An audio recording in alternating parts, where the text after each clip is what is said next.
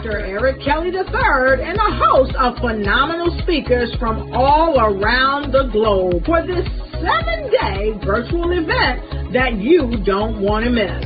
The mission of the Black Business Expo is to raise scholarship money from kids all the way from high school all the way from college. The Black Business Olympics is one of the largest Black business showcases in the world. It is an opportunity for businesses and companies to showcase their businesses globally. We are going to be giving away laptops up to $5,000 away to students.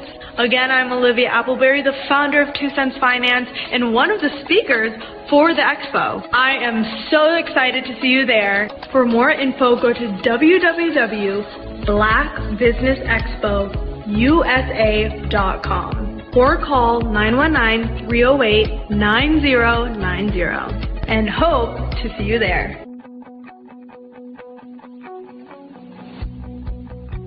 I am Black Business. From the moment I wake until the time I sleep. Yes, I am Black Business. I am Black Business. Tell me, are you Black Business? I am Black Business. Do you support Black businesses? Listen, I support Black business because I am Black Business. Black Business Expo, one of the largest business showcases in the history of Black business in the world. The world! Sign up today at www.blackbusinessexpousa.com or call 919-308-9090. I am Black Business. I am Black Business. From the moment I wake until the time I sleep, I am Black Business. I am Black Business. Are you Black Business? I am Black Business. Do you support Black businesses? I support Black business because I am Black Business. Black Business Expo, one of the largest business showcases in the history of Black America in North Carolina. Join Dr. Eric Kelly III and a host of phenomenal speakers from all around the globe for this 7-day virtual event that you don't want to miss. The mission of the Black Business Expo is to raise scholarship money from kids all the way from high school all the way from college. The Black Business Olympics is one of the largest Black business showcases in the world. It is an opportunity for businesses and companies to showcase their businesses globally. We are going to be giving away laptops up to $5,000 away to students. Again, I'm Olivia Appleberry, the founder of 2 Cents Finance and one of the speakers for the expo. I am so excited to see you there. For more info, go to www.blackbusinessexpousa.com or call 919-308-9090 and hope to see you there. I am Black Business. From the moment I wake until the time I sleep. Yes, I am Black Business. I am Black Business. Tell me, are you Black Business? Black Business Expo, one of the largest business showcases in the history of Black business in the world.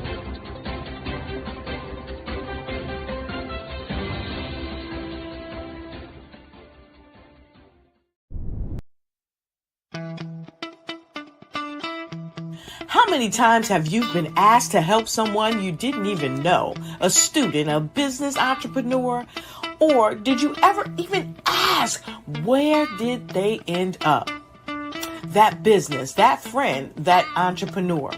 Well, just maybe they ended up in a gang, bankrupt, homeless, or worse, dead. Maybe they turned to crime, drugs, and alcohol. Did you ever wonder? Did you destroy their dream, or was your life always so easy? At the Black Business Olympics, we started a movement to help students complete. Give them hope and foster success. Help them to leave their dreams of providing laptops, computers, and up to $5,000 in scholarship funds. Today, we ask you to help a student, a business owner, or an entrepreneur to realize their dream by sponsoring them, supporting them, and buying from them. Consider this. With $1.6 trillion in our Black community, we only ask for a small donation for our students, our businesses, and our entrepreneurs. And you can change a life today. So I ask you, what are you going to do? Sit on the sideline and watch our students in high school be leaders, miss out on their dream from lack of resources? Or are you going to donate to the movement and change their future and yours as well? Give us a call today at 919-308-9090. Change their life by investing with action to the Black Business Olympic Fund. The Black Business Olympics, one of the largest business showcases of Black business in the history of the world.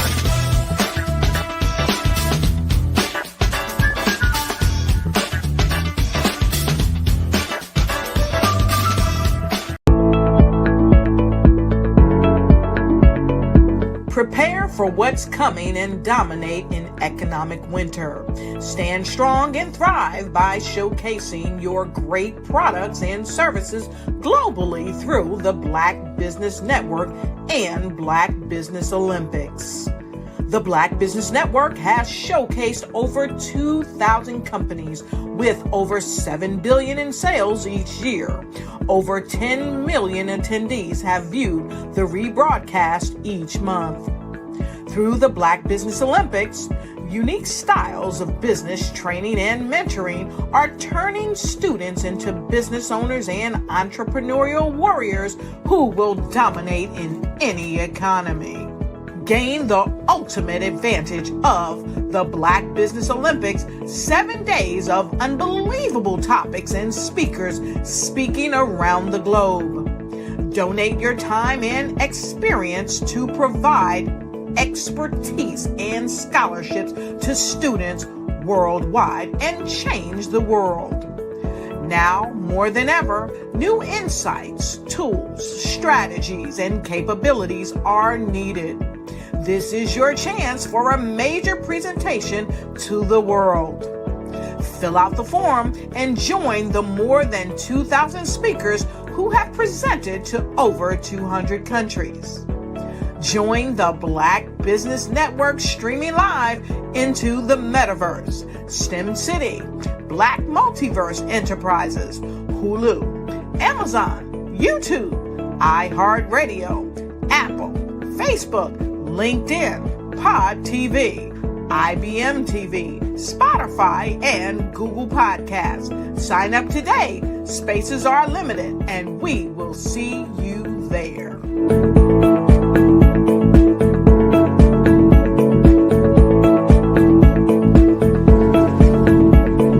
The Black Business Expo's mission is to raise funds for high school seniors going to college or K-12 entrepreneurs. This expo is a fundraiser for students. Please, you may go to www.blackbusinessexpousa.com to donate to the scholarship fund or use the Cash App at $BBXUSA. Our goal is to give laptops and up to $5,000 to 10 students. Students can register online at www.blackbusinessexpousa.com. Every dollar counts. Please donate to the Black Business Expo USA Scholarship Fund.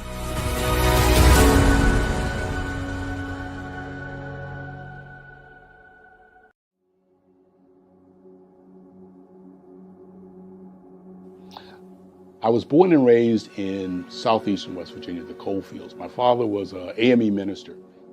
For me, I was very fortunate. Even though I grew up in the segregated South, I was surrounded by flourishing Black businesses, doctors, lawyers, bankers, dentists. They were all there and they were all successful. And I guess that's part of my dream, is to see that success come back. My name is Joseph Simmons, and I am the founder of the Center for Micro-Entrepreneurial Training.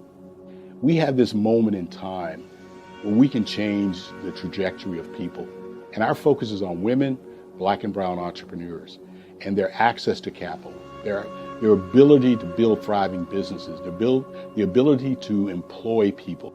There's a study that showed that in those three communities, especially Black and brown communities, $1 stays in those communities for 30 minutes. In white community, $1 stays in their communities for 8 hours. So think about it. For you in a Black or brown community to get gas, to get food, to go to a restaurant, you've got to leave your community, take those dollars out of that community and take it to another community that's already being well served. So if we can reverse that, if we can go from 30 minutes to an hour to 2 hours, that's progress. That's what we need to do.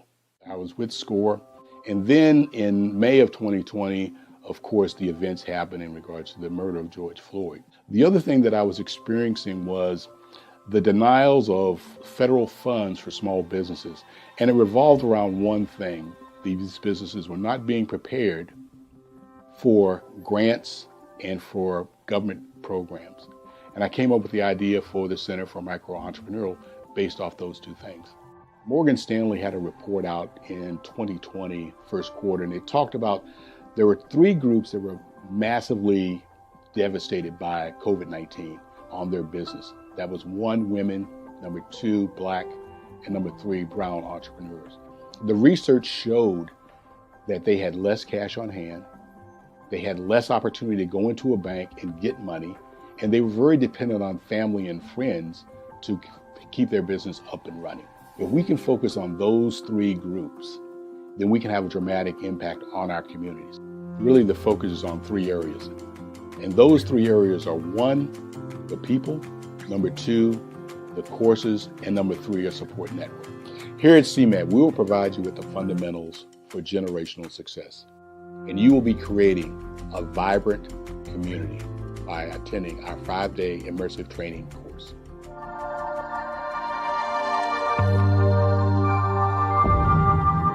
You are a Black-owned business and you're looking for new ways to expand your reach. Or you're a creative and you have an amazing story that needs to be told, seen, and heard. Well, at Fayview Night TV, we're streaming the diverse and authentic narratives of Black American culture. At Fayview Night TV, you have access to product placement, feedback loops, promotional spotlights, and other ways to showcase your brand. And we have fans all around the world that can't wait to see what you're up to. So come to Fayview Night TV because we are showcasing the culture 24/7 with Black stories and Black storytellers. Subscribe to FayviewNightTV.com today. And for more information, email us at info@FayviewNightTV.com or call our hotline at 816-819-9939. Fayview Night TV, one of the largest platforms showcasing Black American content in the world.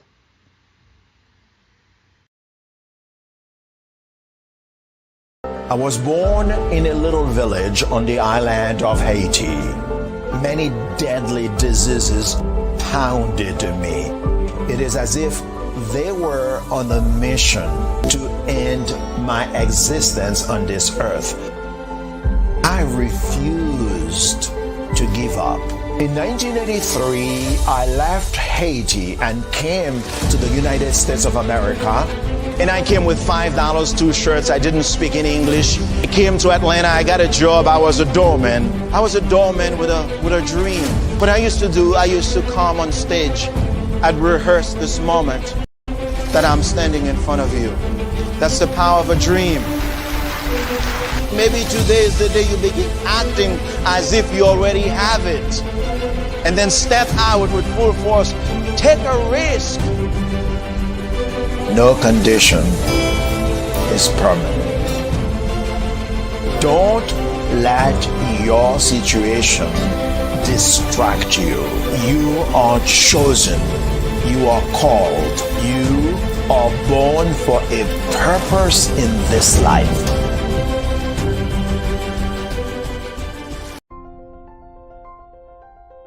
What if you could build your own city?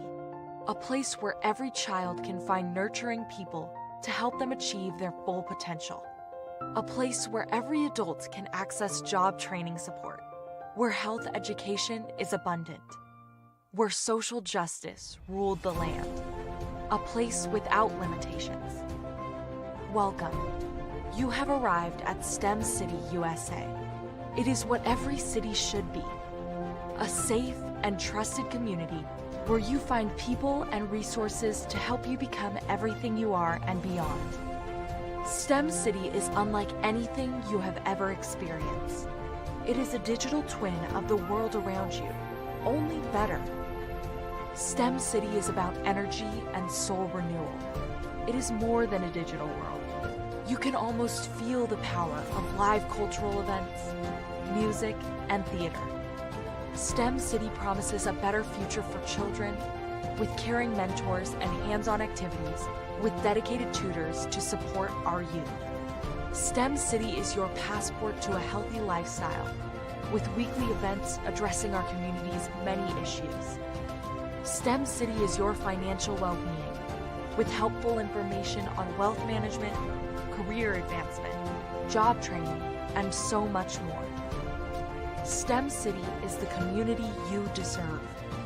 It is the city where your dreams can come true. STEM City USA, a place in the sky that is accessible to all who reach for the stars.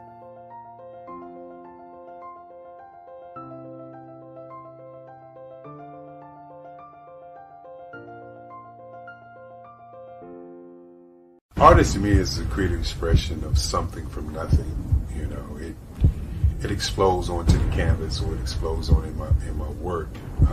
One of the things that I try to do more than anything is I try to just give the lines and the movements and emotions and the expressions into to what I do.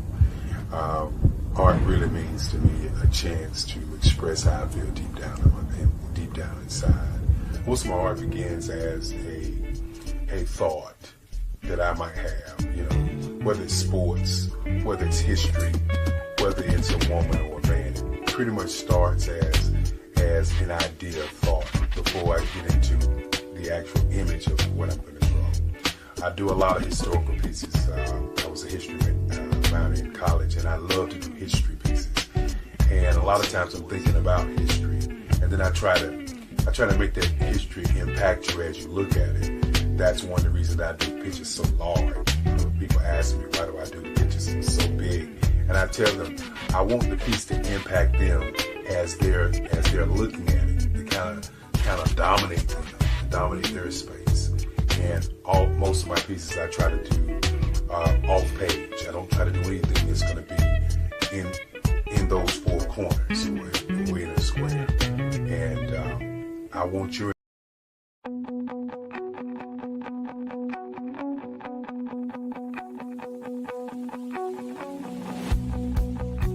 I am Black Business. From the moment I wake until the time I sleep. Yes, I am Black Business. I am Black Business. Tell me, are you Black Business? I am Black Business. Do you support Black businesses? Listen, I support Black business because I am Black Business. Black Business Expo, one of the largest business showcases in the history of Black business in the world. The world! Sign up today at www.blackbusinessexpousa.com or call 919-308-9090. I am Black Business.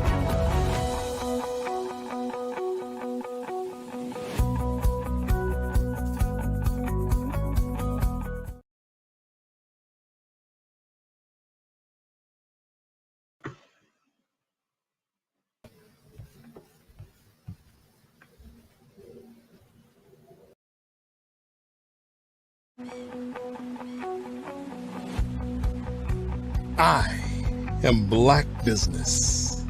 From the moment I wake until the time I sleep. Yes, I am Black Business. I am Black Business. Tell me, are you Black Business? I am Black Business. Do you support Black businesses? Listen, I support Black business because I am Black Business. Black Business Expo, one of the largest business showcases in the history of Black business in the world. The world. Sign up today at www.blackbusinessexpousa.com or call 919-308-9090. I am Black Business.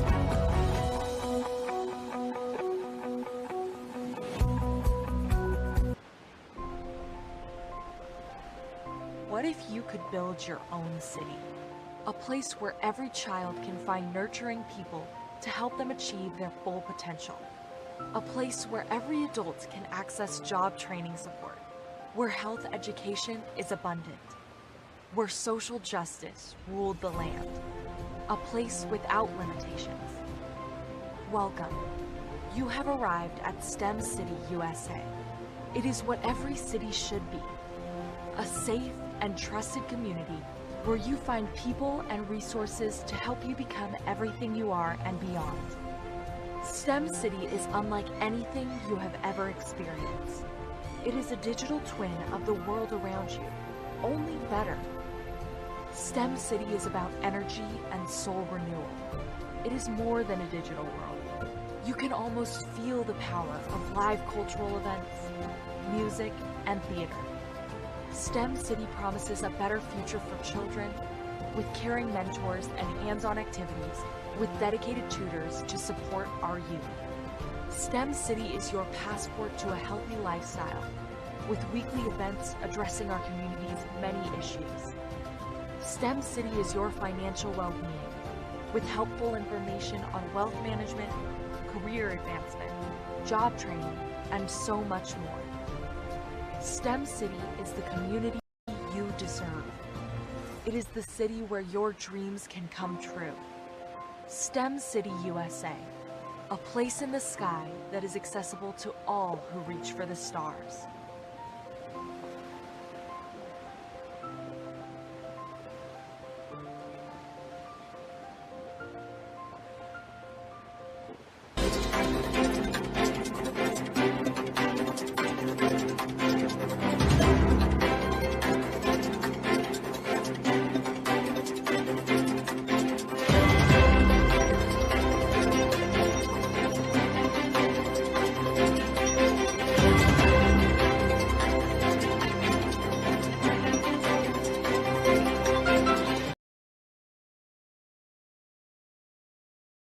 Good day, business owners, entrepreneurs, thought leaders, and corporations. Welcome to the Black Business Network. My name is Darius A. Stanton, and I am your business moderator for this session of the Black Business Network.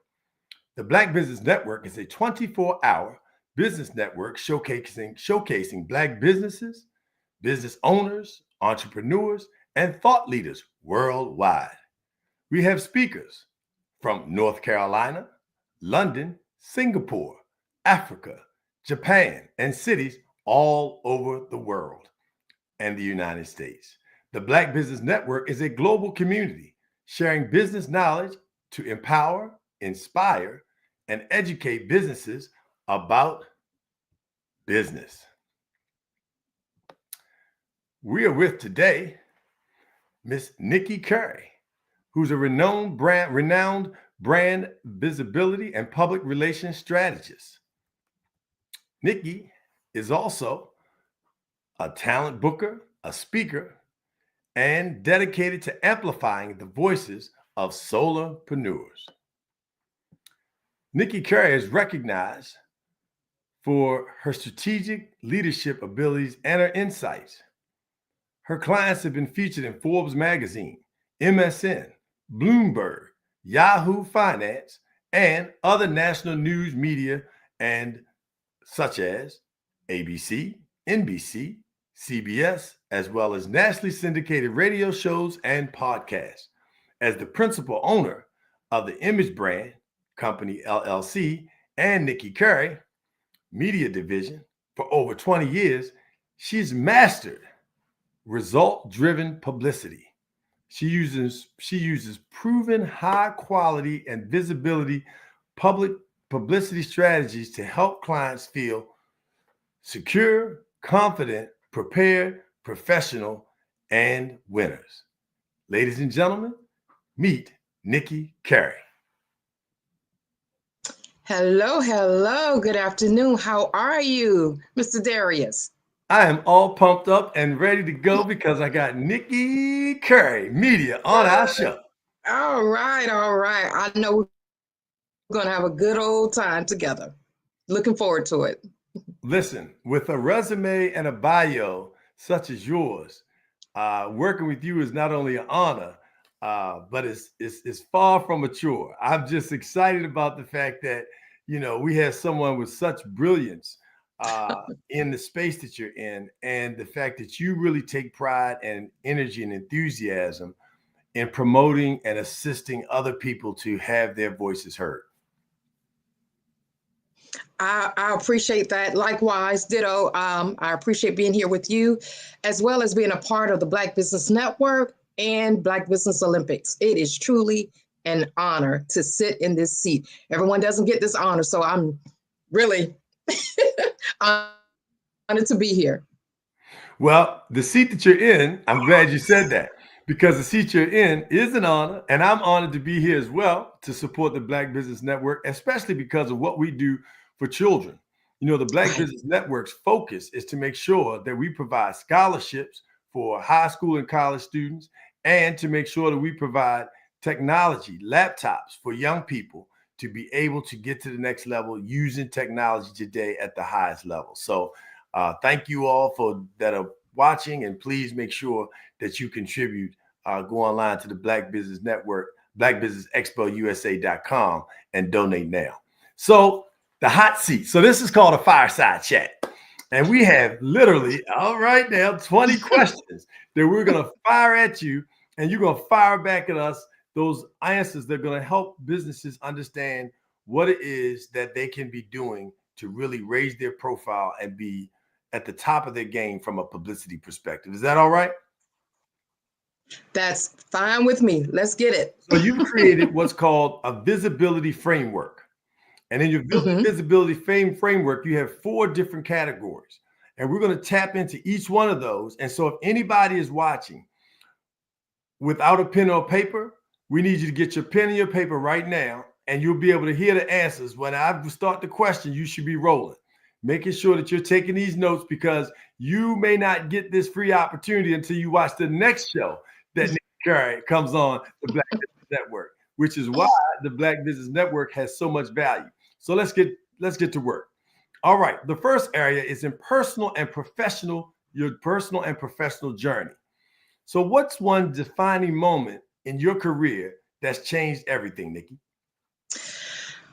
One of the most defining moments in my career was when I realized that achieving true recognition and visibility and even publicity, which there is a difference, that's not something that is stuck behind a gated community. We all can have that. We can all be a part of this elevation. Most people think that visibility and publicity is only for celebrities. That is not true at all. If you're ready to lead a movement, you too can have that. But when I realized that I no longer had to sit in the background or on the sidelines and just watch everyone else doing their thing, I said, okay, it's time for me to not only step up for myself, but to step up for my community. And I am a proud advocate for the underestimated movers and shakers. So I am here to give a voice to those people that feel like they have something to share, but they're voiceless. So I'm gonna show them how to do it. I'm gonna show them how to get it done. I had to scoop my chair up to get into this, right? Because what we're going to do for people is turn on the light. We're going to turn on the light for you to be able to take that next step And for those who just don't quite know how. So let's get that. All right, because we got 19 more to go. Uh-oh. Thank you for that answer. I loved it. What's a lesson you learned early on that still guides you today? That's a great question, because I believe we learn through our lessons and through our experiences. There are teachable moments all around us. And one of the things as business owners and leaders, we need to learn that our brand really doesn't belong to us. Our brand is perceived and created around the people that see us, the perception and the value that we give out. So it's not about what you say about yourself, it's what others say about you. You're not in the room. And that's how you build your credibility. You can't control my perception of you, Darius. You can't control what I think of you. You can only control what you put out there. Does that make sense? Makes total sense. So, yeah, people, we get it mixed up a little bit. We think that, oh yeah, my brand is this. I'm building a brand. Yes, you're building a brand, but your brand really doesn't belong to you. I'm sorry. It really doesn't. I know there's some experts that will not agree with me, but I have learned in my field of study, in my space, with my experience or in my experiences, that our brand does not belong to us. So you better be careful in what you're doing with your brand. What you put out there is what you attract. And that's your perceived value. That is your positioning. Brand positioning is so important, especially as leaders, especially as Black leaders. We have to be 3 steps ahead. We have to know what we know. We got to talk what we talk, but we also got to do what we do. Our action speaks louder than words. I like that. When you're out there doing things, when you're out there doing things little willy-nilly, it comes back on you. And everyone that you associate with, everything that you say, all of that is a part of your visibility plan. And it's an extension of your brand. Your brand is everything. That's why your brand should always be evolving. You should always be trying to get better at that piece, but understand that it really doesn't belong to you. It really doesn't belong to you. I love the fact that you talked about, work what you work, but do what you do. Do what you do. Yeah. Talk is cheap, talk is cheap all day. What did it say? Walk it like you talk it? Walk it like you talk it. There you go. I love that. You don't control the brand, but you control what you put out there. That's it. Okay, so that's that note. Make sure you got it. Okay, next. How do you navigate a major failure or setback?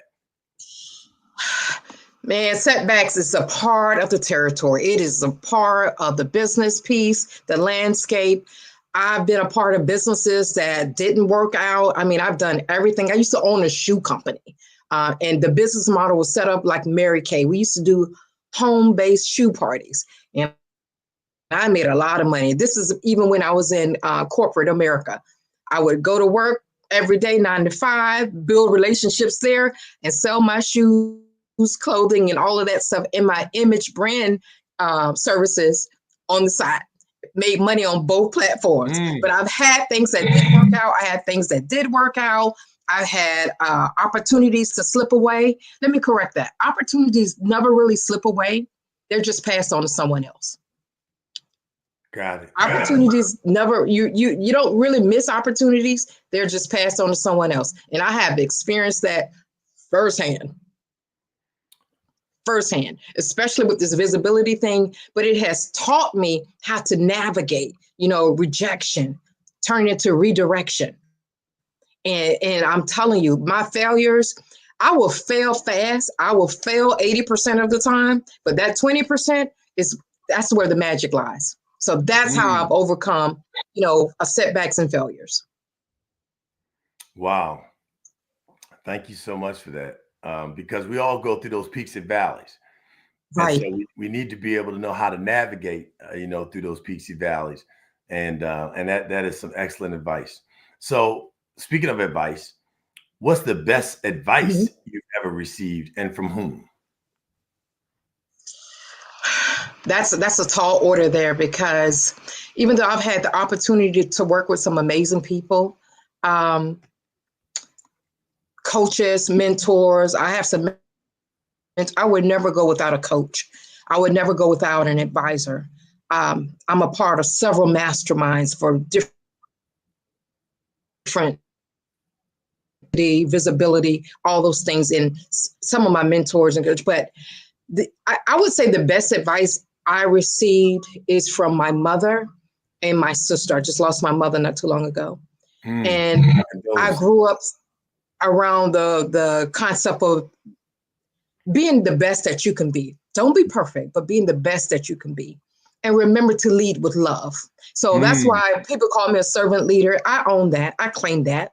I claim that space. I am a servant leader. I'm also a thought leader and a visionary leader. But as a servant leader, when you lead with love, because my mom told me love is what love does. And I couldn't understand it when I was younger. Love is what love does. So you can't tell me you love me in business, in my personal life, and then you treat me like crap. So you can't tell me you love me. Love is what love does. And it doesn't always have to be gifts and financial stuff, but how you treat me, how you treat your clients, how you treat your employees, how you treat your service providers. That says a lot about you and your brand. Does that make sense, Darius? And I'm kind of personal and I'm kind of on the business side, but well, that's the best advice I can remember. Love is what love does. So be careful in how you step out there. Be careful in what you say. Love is what love does.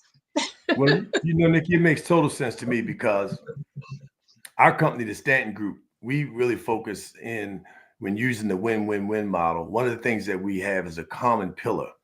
You touched on a few of those things. One is business is personal because it's people that are doing the business. Right. And the old dog eat dog, well, actually, it seemed like the dog eat dog's coming back to business, but mindset, instead of really focusing on emotional intelligence in the workspace and in the business atmosphere and environment, people are more prone to, to stab you in the back to get ahead. That's right. You up in the meeting and make you look bad so that, it makes you look better, right. Versus calling the people in advance and saying, hey, I didn't understand what you said in the email. Can you run that by me before we get to the meeting so we're on the same page? Right. Those keys, that's going to how you treat people, right? How you treat people. That's right. And that's a part of leadership. That's leadership. That's real leadership. That's all it is. Now, the unfortunate thing is people are still in leadership roles that are practicing the opposite and teaching people to do the opposite. Exactly. Right? So that's why it's important for people to work with folks like Nikki Curry Media so that they understand the value in being able to treat people good, and it pays off for you in the long run because of the value of the relationship. Relationships can get you in doors that money cannot. So you said something about your mother told you to lead with love, right? Love, don't show me what love. My brother Messiah Ramkissoon has a song. Don't show me what love says, show me what love does. That's it. I heard that every day of my life. Love is what love does. And it got on my nerves until I got older. And I started saying it to my children. Love is what love does. And they're like, what are you talking about? Love is what love does. And a place for everything and everything in this place. See, I'm going to get a little deep here. Give me a minute, Darius. Get deep with it. Come on, we got time. And I didn't know this. I really didn't understand this. A lot of things that we do, the lanes that we're walking in, the paths that we're on now, a lot of this stems from the things that we experience as children, our childhood stuff, even our trauma. And some of us that are into leadership or we go into business, a lot of us are working in those businesses trying to do some of the things or correct some of the things that we are against. That's why I teach and preach visibility, because I'm here for the underdog. I know what it's like to feel like the underdog. I really do. I know what it's like to be underestimated. Being underestimated is my superpower. And that's why I teach others, because as a child, I was underestimated. I was an afterthought. And it made me realize that I didn't know this at that time. As I got older and became a business owner and became a leader and being in different rooms, it's like, okay, your main job is to empower others. And that's what I do. That's what I do. But I just do it through the forms of marketing and PR and all that, and help build brands and all that good stuff. But it's what I do. And it's something that I hated when I was a young child. Wow. That's why I'm here. That's my assignment. I love it. Well, we are so glad that you're taking your assignment and running with it, and that you took the tools and gifts that and lessons that your family trained you in to really create what it is today. I mean, again, when people get a chance, go to Nikki Curry Media and, look at, tell us your website so people can go, find you. Well, we do have a landing page where they can get some tips and things from us. They can go to tinyurl.com/Nikki Curry. My website is being revamped right now, or they can connect with me on LinkedIn. Now, LinkedIn is better than any website I know because it has a built-in audience. That's a visibility strategy that I teach my people. If you want to see the real brand tone or the brand voice of Nikki Curry, check me out, Nikki Curry Media on LinkedIn. All my stuff is there. I lay it out there. I give it all. I give you my best and you'll pay for the rest. Oh. Come on, we go with the Black Business Network, Black Business Olympics Freestyle. We got you right here live with Nikki Curry Media. Okay, let's keep it moving. So make sure, hey, listen, we're gonna have a quiz at the end of the class today. Okay. So we're gonna make sure people know what's going on. We're gonna look for it in the chat. We want to make sure that people are putting it out there. So I know that's right. So here's the next question. If you could go back and give your younger self one piece of advice, what would it be? If I can give myself one piece of advice, if I can go back, I would say permission granted. Stop waiting for permission. Own your space. That's the biggest block I see with my leaders, with my aspiring leaders, my servant leaders, my thought leaders. They're waiting for someone to tell them, oh, you can do this. Go ahead. And I know it's easier said than done.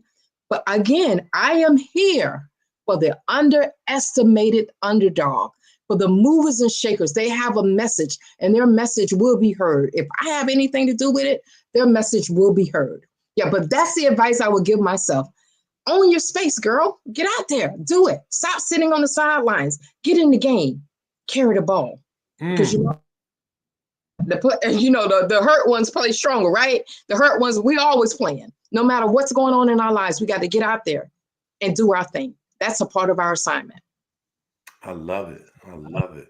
So, this is you talked about just getting out there and not waiting on permission from somebody else. And God already gave you gifts, right? The talent is there. You have what you have on the inside. Just go ahead out there. Don't wait. And I also love what you said about done, right? Focus on getting it done, not perfect. That's what Marcus Johnson, one of our business partners, talks about all the time.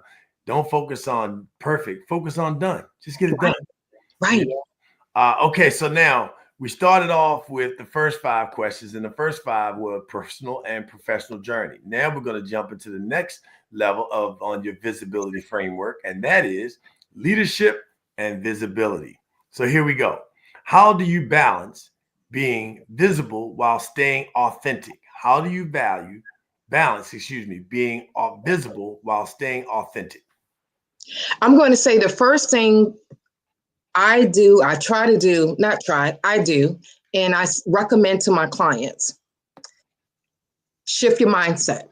The moment you decide you belong in the room, everything shifts.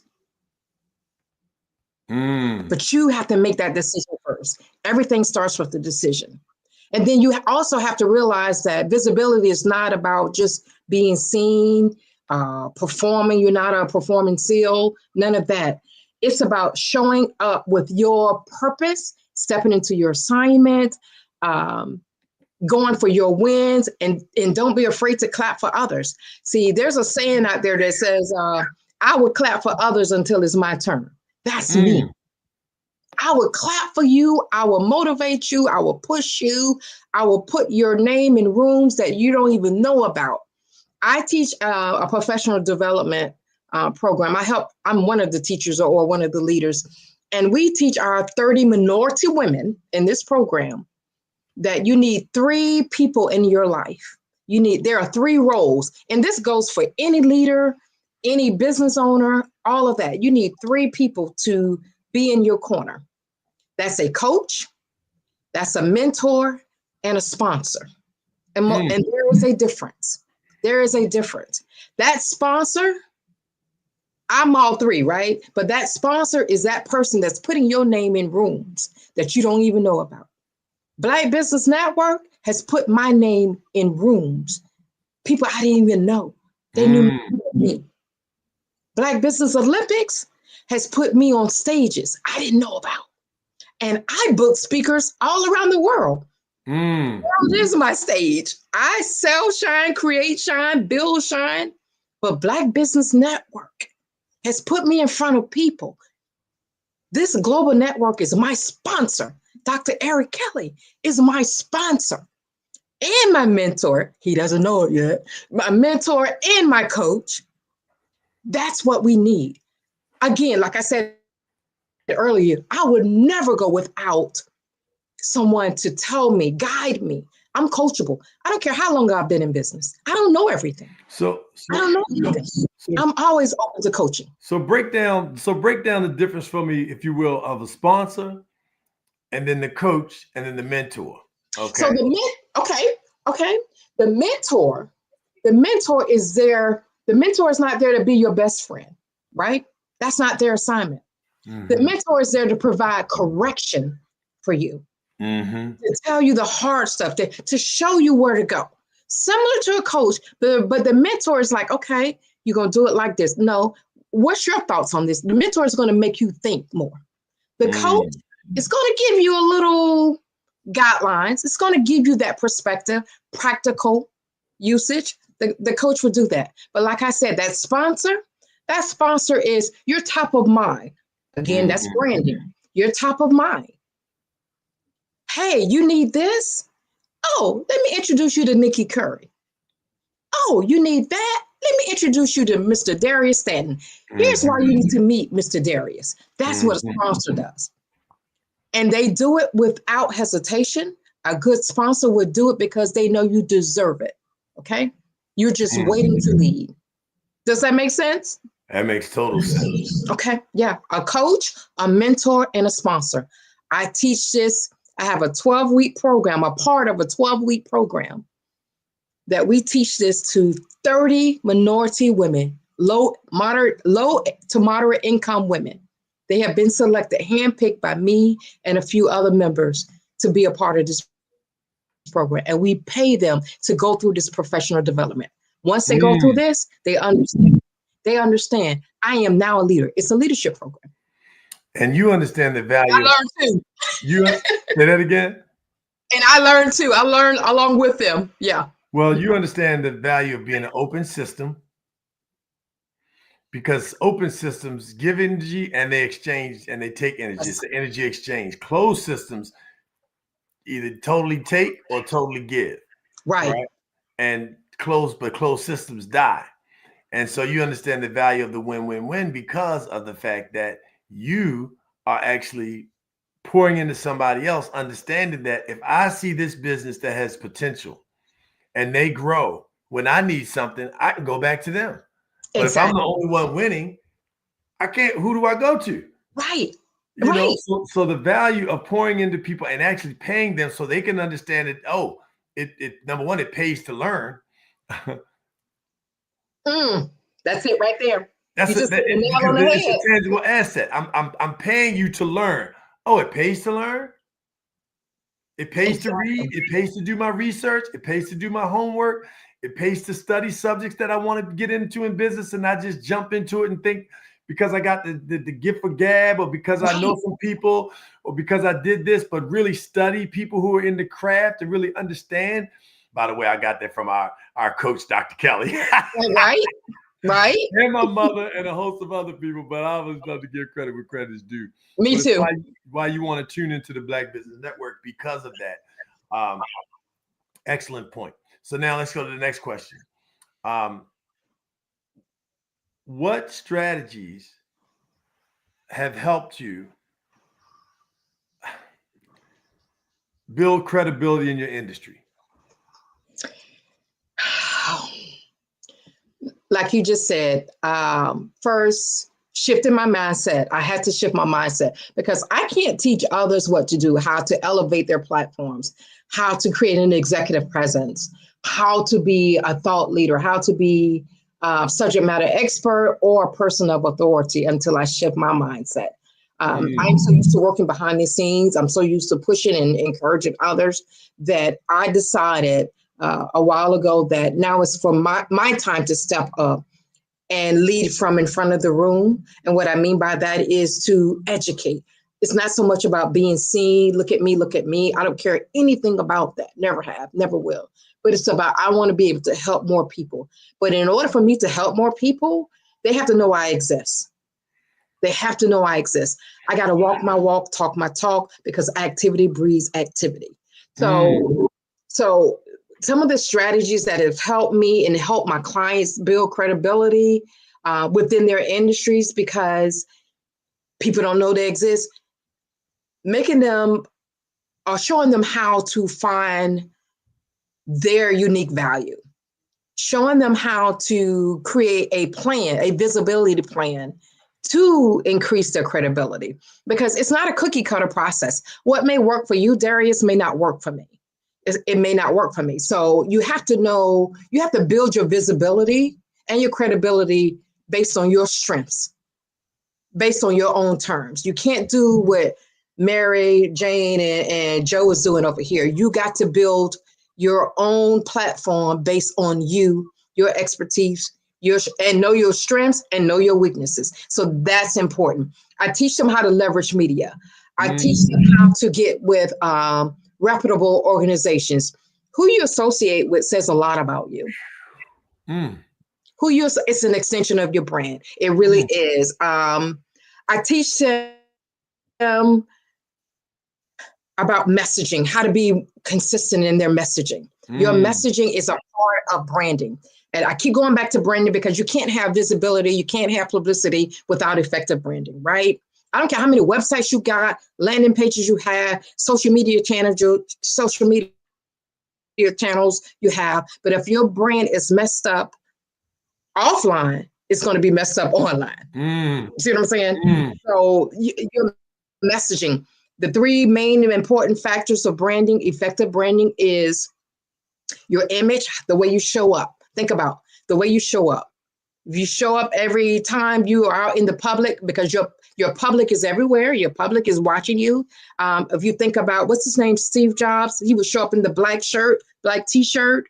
That's a part of branding, right? That's important. The other piece is I said the image, then the messaging. The messaging is second, right? How you position yourself, how you create your platforms. The third important factor of branding is your point of view. Everyone has a point of view. Everyone has a point of view. I teach my clients how to share their point of view, how to share their perspectives, because your perspective is what sets you apart from everyone else. You may not agree with me, you may not like me, but I believe you're going to be listening to me. And you know what we call that? Public relations. Being coached. Being coached. Being coached. That's it. You must be coachable. Yep. So let's go from authenticity to what do people and we're running now. We got to. So after this question, I'm gonna start hitting you with, boom. We go 30-second, boom, 30-second, boom. We're gonna get this list. All right, we're gonna do this fireside chat. Gotcha. Carry media style. Okay. What do most people misunderstand about leadership? They misunderstand that it's not about your title. It has nothing to do with your title. That is nothing to do with your title. It's about influence and impact. And influence is built on consistently showing up for your people.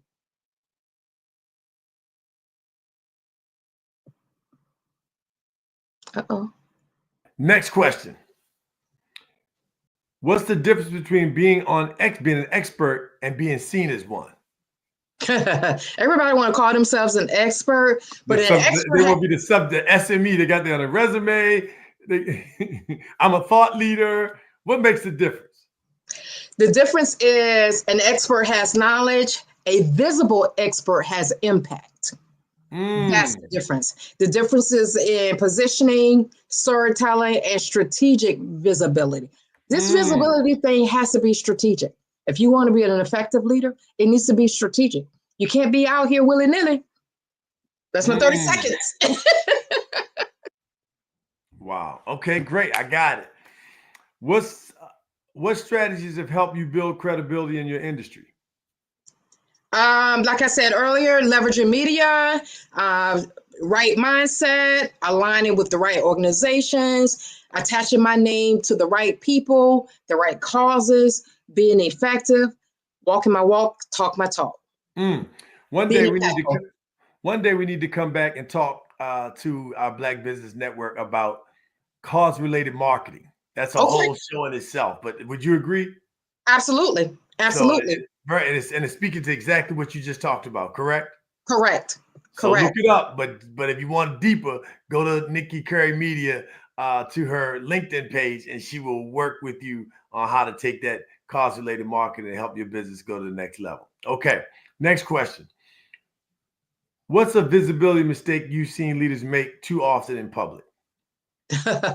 Saying the wrong thing. No, I'm sorry. Tell it like it is. It's Sunday. I know. I'm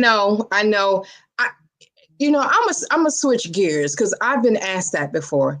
And I call them PR nightmares. But sometimes our leaders, they get the big head. Ego. They get the big head and they forget that there are people on their team or on their staff that help them to be successful, to help them carry out the vision and the goals. That's nothing irks me more than that. Be very careful how you treat your internal customer, which is your team. Don't forget about your people. You can't do this thing called life or business without your people.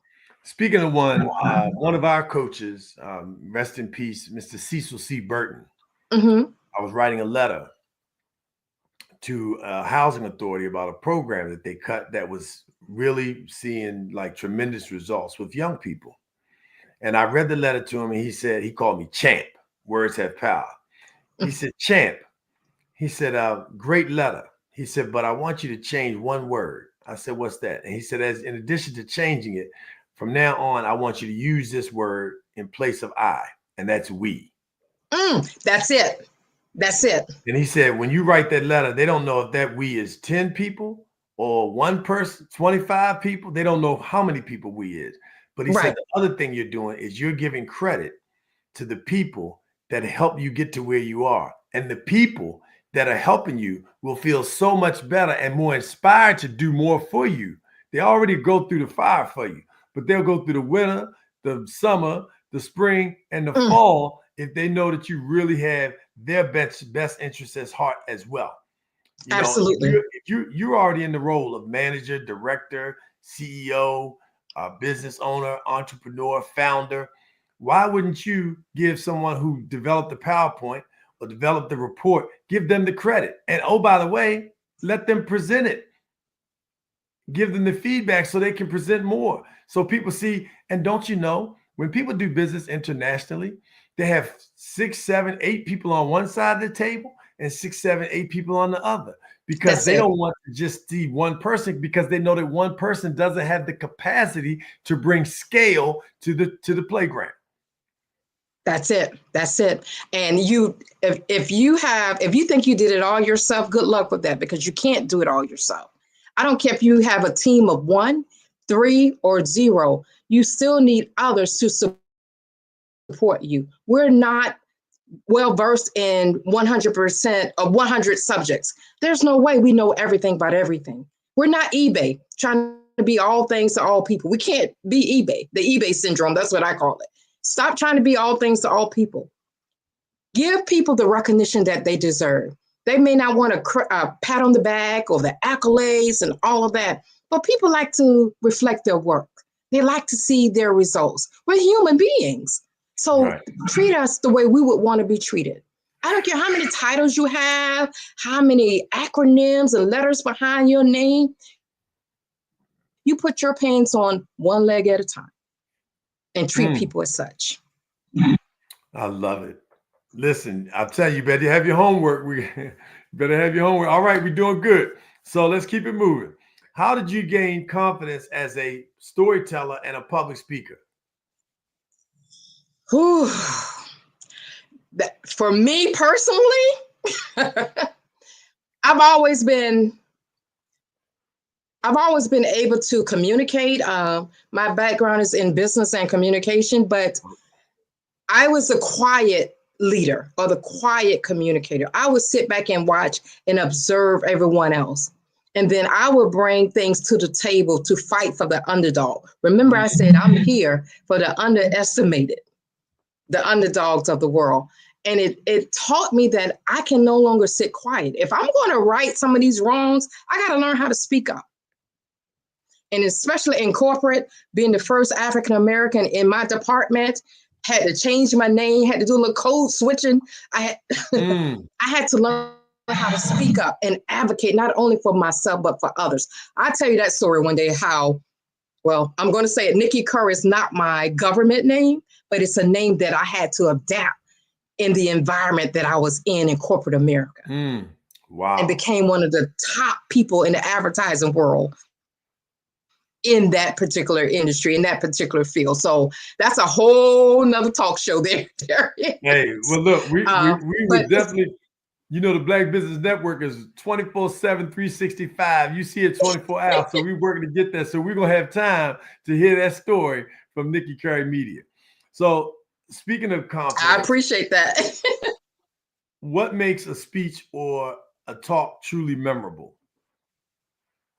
Okay, so now we're talking about visibility. Speaking, communication is one of the biggest things that you can do to increase your visibility, to elevate your platform. Because when you're speaking, and I book speakers. I book some of the world-renowned speakers, and I don't talk about that piece because it doesn't mean anything. But what happens is when you're able to speak, when you're able to lead from in front of the room, I don't care if you're leading one person or 500 people or 5,000, but when you're able to lead as a speaker, that does nothing but elevate your platform, because they're looking at you as a subject matter expert, right? Or they're looking at you as a thought leader or visionary leader. And I'm going a little bit deeper if you don't mind. No. Because speaking is underestimated, underrated, but speaking is not for everyone. That's why I say you have to build your platforms on your terms, define what you want to do. But speaking is something, you're an educator, you're a teacher. Subject matter experts, they are experts and they have knowledge, and they share that knowledge based on their field, based on their lane. Visionary leaders, they speak in a more broader term. Thought leaders, they're speaking not on a specific subject, but they're talking futuristic terms. They're talking futuristic plans, creating that visibility, creating that thought leader vision to show people what's possible. And that's the difference in speaking. And most people don't talk about that. Most people don't know that. This speaking game is a business of its own. And I encourage people, listeners, viewers, my clients, my people, my community, speaking is the best way for people to learn who you are. It is the best way for people to become a part of your community. You want to build community. You can build content all day long. Content is king, community is queen. You want to build your community through speaking. That's one of the best visibility strategies I can give you. And there's a whole another talk show to speaking, the business around speaking, how to do it, where to do it, what you should be doing, where you should be on the stage. All of that stuff is important. When you tell stories on the stage, it's called hologramming your stage. I can go on and on about that. But most people don't know that. Hey, look, I'm coachable, Nick. I got my notebook right here, okay? So you see me I'm over here taking notes. You know, I'm listening while I'm walking, and I'm talking while I'm learning. So I'm rolling right here with you. I appreciate that. And you hear me talk about LinkedIn all the time. one of my best visibility strategies. Now, if you're into visual branding, I would say Instagram or TikTok, whatever, you're going to use social media. But on LinkedIn, more speakers are picked up from LinkedIn. I get a DM or something every other week about speaking or doing a workshop. Subject matter experts, we should be doing breakouts and workshops. If you want to know where they're hiring people right now, they're booking people right now for their upcoming conferences. Speaking season is throughout the year, but it really gets hot for speakers September, October, and November. We shut down for the holidays a little bit. January, people are on fire right now. There's a call for speakers. Hashtag call for speakers. I'm giving y'all the sauce now. I may have to send you an invoice, but hashtag call for speakers, hashtag call for presenters. Go to X, go to Twitter, go to LinkedIn, speak and write on LinkedIn. You will be picked up for a speaker. I hear a testimony every day from my people. Nikki, you told me to get involved with LinkedIn. Do you know I'm going to be doing a speech internationally now? I'm an international speaker now because of my work on LinkedIn. You told me to increase my visibility on LinkedIn. Okay, I'm sorry. I got excited. No. I went on a rant. Words have power. You might apologize, but for what? You dropping dimes. All right, here we go. How can entrepreneurs, so now we're going to shift to entrepreneurship and branding, and we bring it on home. Okay. How can entrepreneurs leverage personal branding for business growth? Like I said earlier, your brand is always evolving. Nothing comes before the branding piece. That's how you build your community. You attract your tribe through your vibe. You got to put the right pieces in your brand, and you don't even get attached to business cards. For those of you that are still using tangible business cards, there's nothing wrong with it. I'm still old school. I do both. I do the digital business cards and I do the tangible business cards. Just depends on what room I'm in and what audience I'm in front of. But I will also say, make your brand, create a brand that is sticky.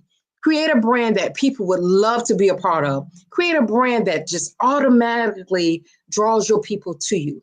And the best way to do that is to be more interested than others, than you trying to be interesting. Be interested. I'm more interested in you, Darius, and what you're doing, because if I think you are part of my tribe or I need what you're offering, I'm going to be more interested in you than you trying to be interested in me. You know what I mean? I'm not trying to be like, look at me. First of all, you're being humble. You don't know everything. It's an exchange of information. You want to create a reciprocal relationship with your tribe. That's it. Reciprocity. All right, let's go to the next back one. and it comes back to me. Some people say, oh, you give away way too much information. You need to be charging, you're charging. I agree with that because I'm in business. I'm not only in business to serve, but I do have to make money because I like to eat at least once a day. At least once. So I have to make money. I have things I have to pay out, business expenses, but I'm a giver. I'm a servant, and I know it's coming back to me. It comes back to me every day. Well, every day. What people, I'm going to give a tip if I could. You're adding value because now people can see the value in what you're getting. I have a price point. You need to see why it's so valuable to pay that price because of the content that I'm giving you for free. That's it. That's it. Give them your best. They'll pay for the rest. And I'm telling, and that's what a speaker does.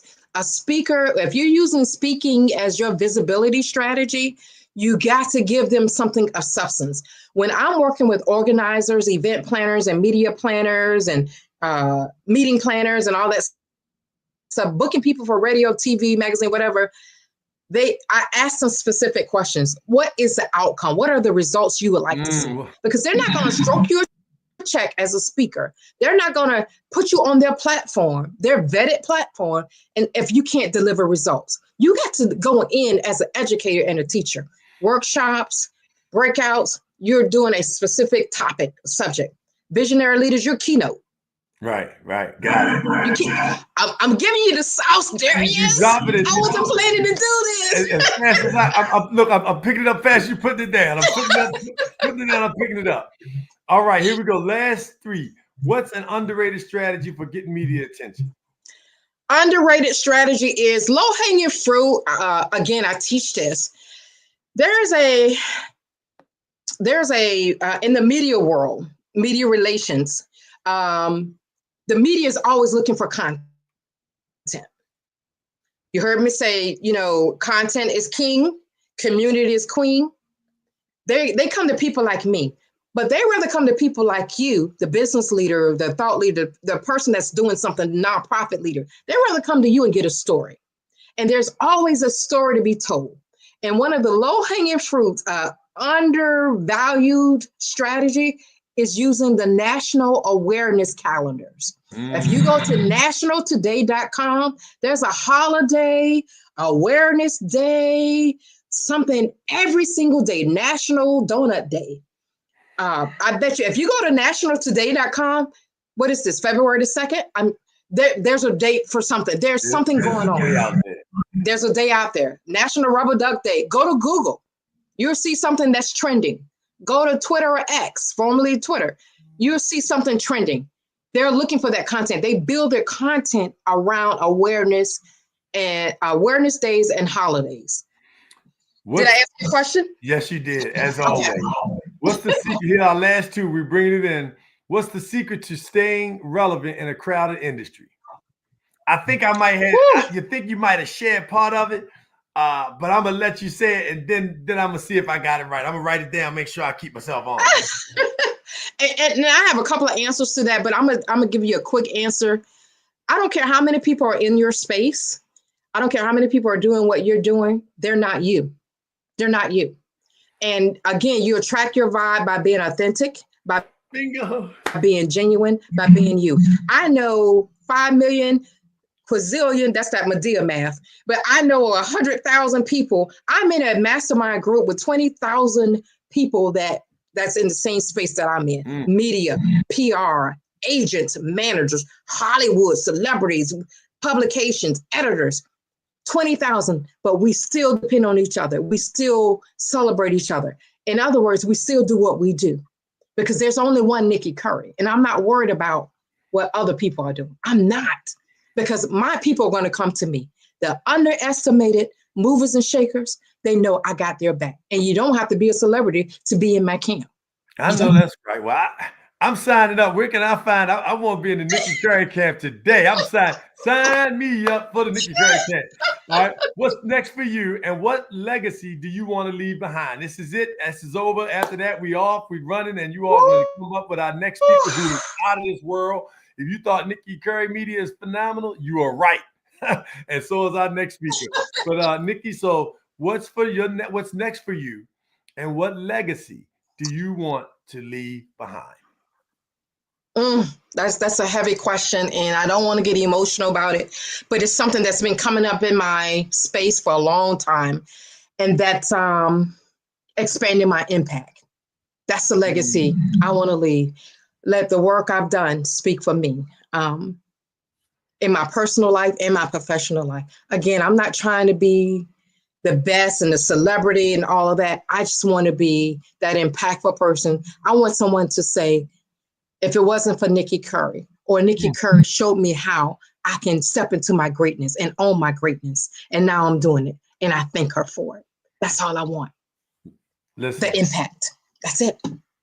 Nikki Curry Media, Nikki Curry, it has been such an honor and a pleasure to be here with you on this fireside chat. On behalf of the Black Business Network and Black Business Olympics, we are so grateful for your talent, your treasure, and the willingness to share and give to people. Make sure you share this.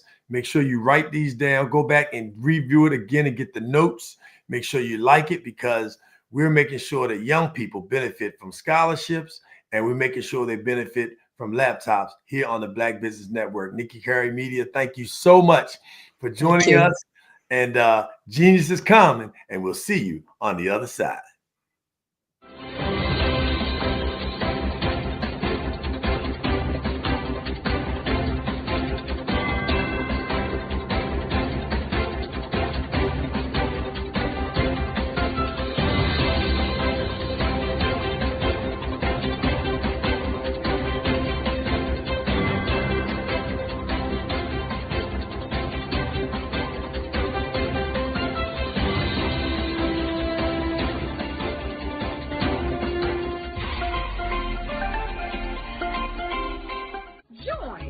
Dr. Eric Kelly III and a host of phenomenal speakers from all around the globe for this 7-day virtual event that you don't want to miss. The mission of the Black Business Expo is to raise scholarship money from kids all the way from high school all the way from college. The Black Business Olympics is one of the largest Black business showcases in the world. It is an opportunity for businesses and companies to showcase their businesses globally. We are going to be giving away laptops up to $5,000 away to students. Again, I'm Olivia Appleberry, the founder of 2 Cents Finance and one of the speakers for the expo. I am so excited to see you there. For more info, go to www.blackbusinessexpousa.com or call 919-308-9090 and hope to see you there. I am Black Business. From the moment I wake until the time I sleep. Yes, I am Black Business. I am Black Business. Tell me, are you Black Business? I am Black Business. Do you support Black businesses? Listen, I support Black business because I am Black Business. Black Business Expo, one of the largest business showcases in the history of Black business in the world. The world! Sign up today at www.blackbusinessexpousa.com or call 919-308-9090. I am Black Business. I am Black Business. From the moment I wake until the time I sleep, I am Black Business. I am Black Business. Are you Black Business? I am Black Business. Do you support Black businesses? I support Black business because I am Black Business. Black Business Expo, one of the largest business showcases in the history of Black America in North Carolina. Join Dr. Eric Kelly III and a host of phenomenal speakers from all around the globe for this 7-day virtual event that you don't want to miss. The mission of the Black Business Expo is to raise scholarship money from kids all the way from high school all the way from college. The Black Business Olympics is one of the largest Black business showcases in the world. It is an opportunity for businesses and companies to showcase their businesses globally. We are going to be giving away laptops up to $5,000 away to students. Again, I'm Olivia Appleberry, the founder of 2 Cents Finance and one of the speakers for the expo. I am so excited to see you there. For more info, go to www.blackbusinessexpousa.com or call 919-308-9090 and hope to see you there. I am Black Business. From the moment I wake until the time I sleep. Yes, I am Black Business. I am Black Business. Tell me, are you Black Business? Black Business Expo, one of the largest business showcases in the history of Black business in the world.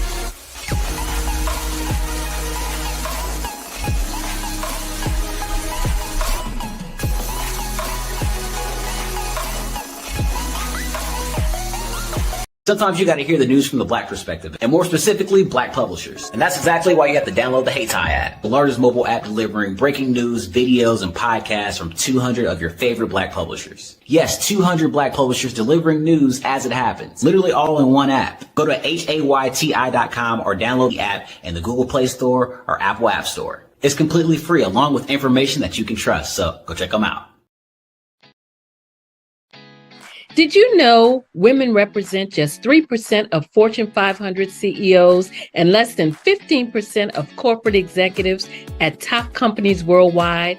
Have you wondered what the secrets are to getting into the top ranks, whether in the private or public sector? Do you want to figure out how to stop being held back in your career or passed over for promotion? Then you're in the right place. Hi, I'm Dr. Madeline Ann Lewis, President and CEO of the Executive Women's Success Institute.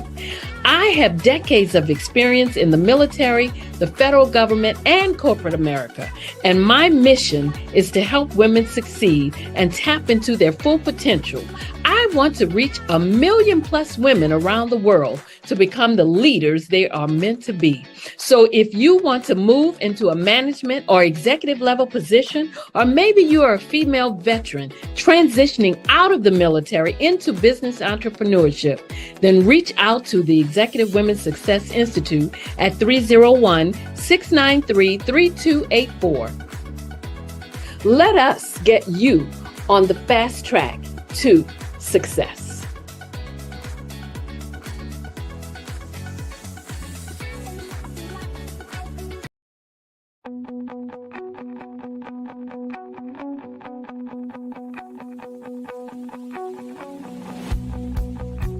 I am Black Business.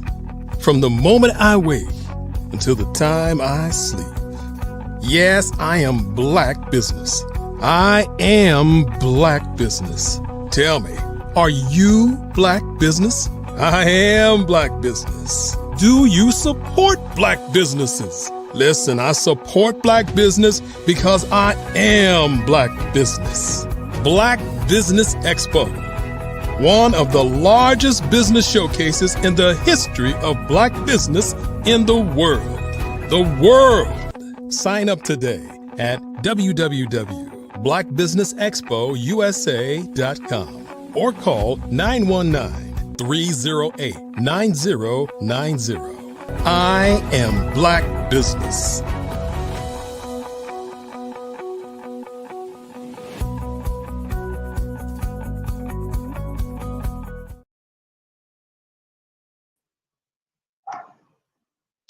Good day, business owners, entrepreneurs, thought leaders, and corporations. Welcome to the Black Business Network. My name is Nikki Curry. I am your business moderator for this session of the Black Business Network. The Black Business Network is a 24-hour business network showcasing Black businesses, business owners, entrepreneurs, and thought leaders worldwide. We have speakers from North Carolina, London, Singapore, Africa, Japan, and cities all over the United States. The Black Business Network is a global community sharing business knowledge to empower, inspire, and educate businesses about business. Today, we have the honor and pleasure to speak to Miss Shakara Campbell. Welcome, Shakara. It's Charkia Campbell. Good morning. Well, good afternoon. Shakira, I butchered that. I apologize. Shakira Campbell. Charkia. Got it. Do you have a nickname? They call me Cece, but it's Charkia. Charkia. It's with Charles. Charkia. Got it. I apologize. I humbly apologize. I'm going to go ahead and introduce you. I'm sorry, I didn't mean to bring you up as of yet, but I'm going to go ahead and introduce you and tell the people a little bit about you. And then we're going to get into our fireside chat. So a little bit about Shakira. Cece, she's an pioneering entrepreneur in women's and fashion and retail. She founded He Loves Curves, a boutique in Cleveland, Ohio, catering to slim and curvy and plus size women. Since launching in 2014, the brand has expanded to locations in Richmond Heights and Strongsville, with the later franchise in South Park Mall.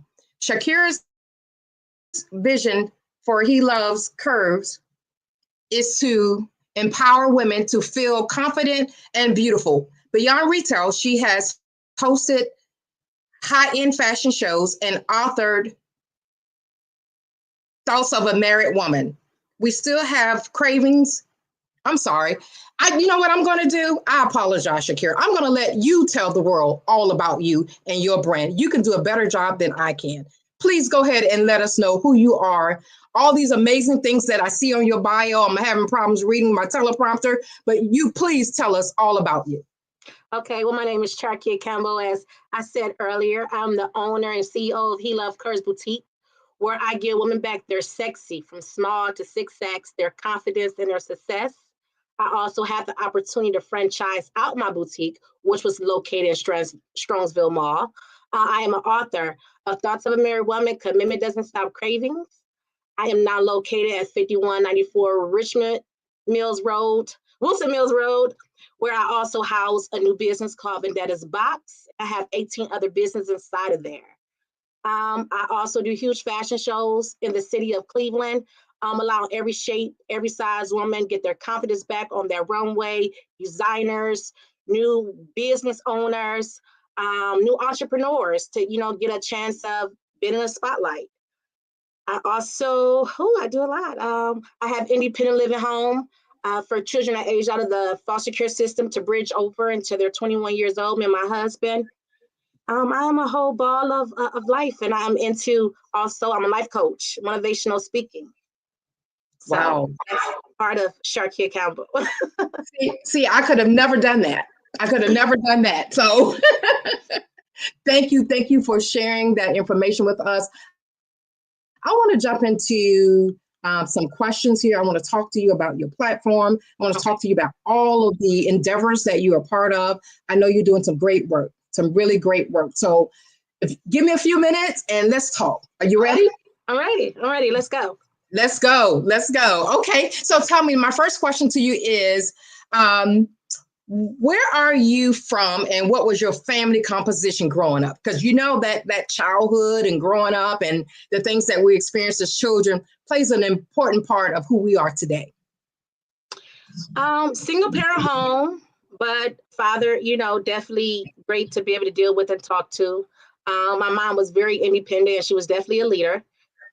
I became a 16-year-old mom.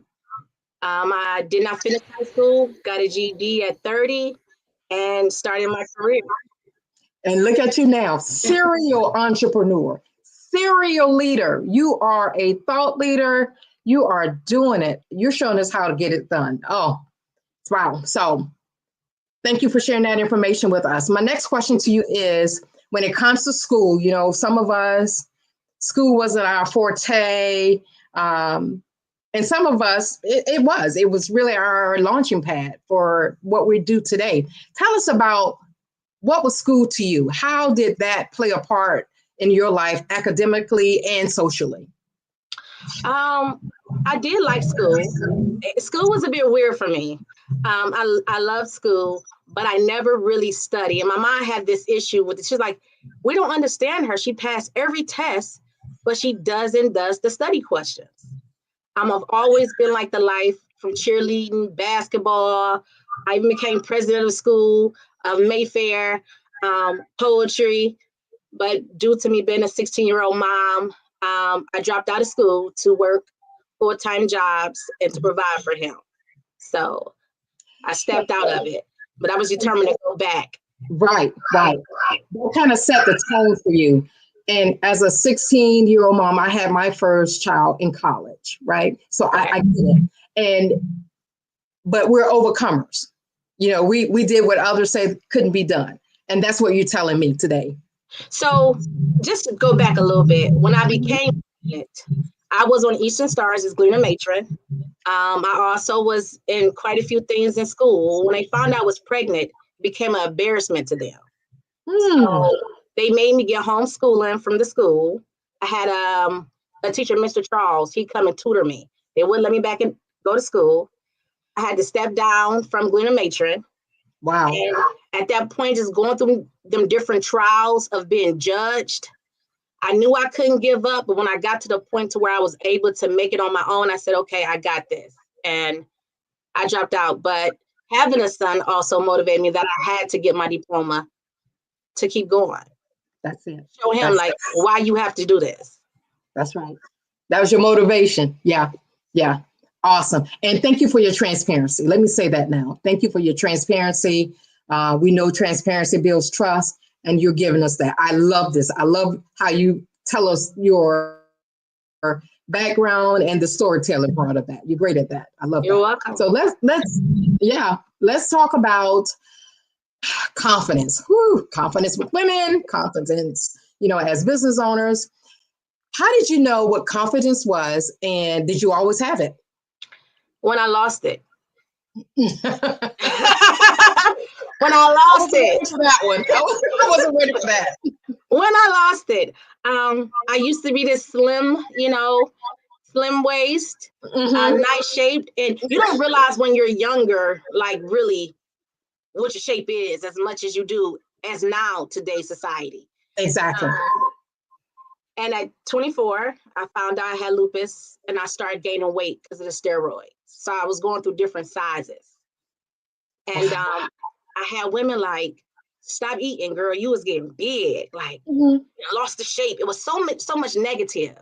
And I had, for a slight second, I got depressed. I'm like, hold up.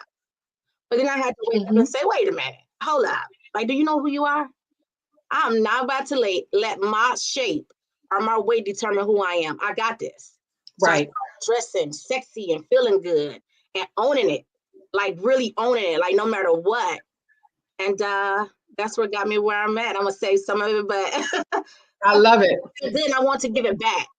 That's what also inspired me to open up He Love Curves. And I realized the name comes from no matter what shape, size I was, men love me. So that's He Love Curves. That's powerful. That's powerful. And just as an added note, you are my lupus warrior sister. Yeah. That's my your sister. So yeah, spoons to you. Yeah, I receive it. Absolutely. So my next question to you, amazing woman. What did the women around you, I guess around the women that were models to you or people that you listened to, how did they help shape the womanhood in you? How did they help you shape that world or that part of you in your existence? Okay, this is a good one. I'm gonna start. You know what? I'm gonna start with my mother. My mom, she super amazing. She was a cop, and she was a cop. She gave up her life for us, me and my sister, because she wanted to make sure that she was going to be around for us to grow older, to see us. Right. And I watched her leave a good career to this company when AT&T first started.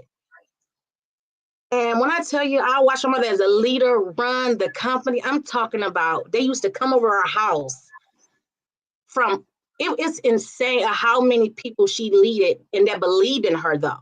So she took over AT&T from a small door-to-door to thousands and hundreds of people making a career out of it and really going hard. So that she's definitely number one. Right. Number two would definitely be my sister. We are day and night, but she has the heart of, man, it's special. She actually gave me my emotion to actually see things it's okay to feel free. She's a free spirit.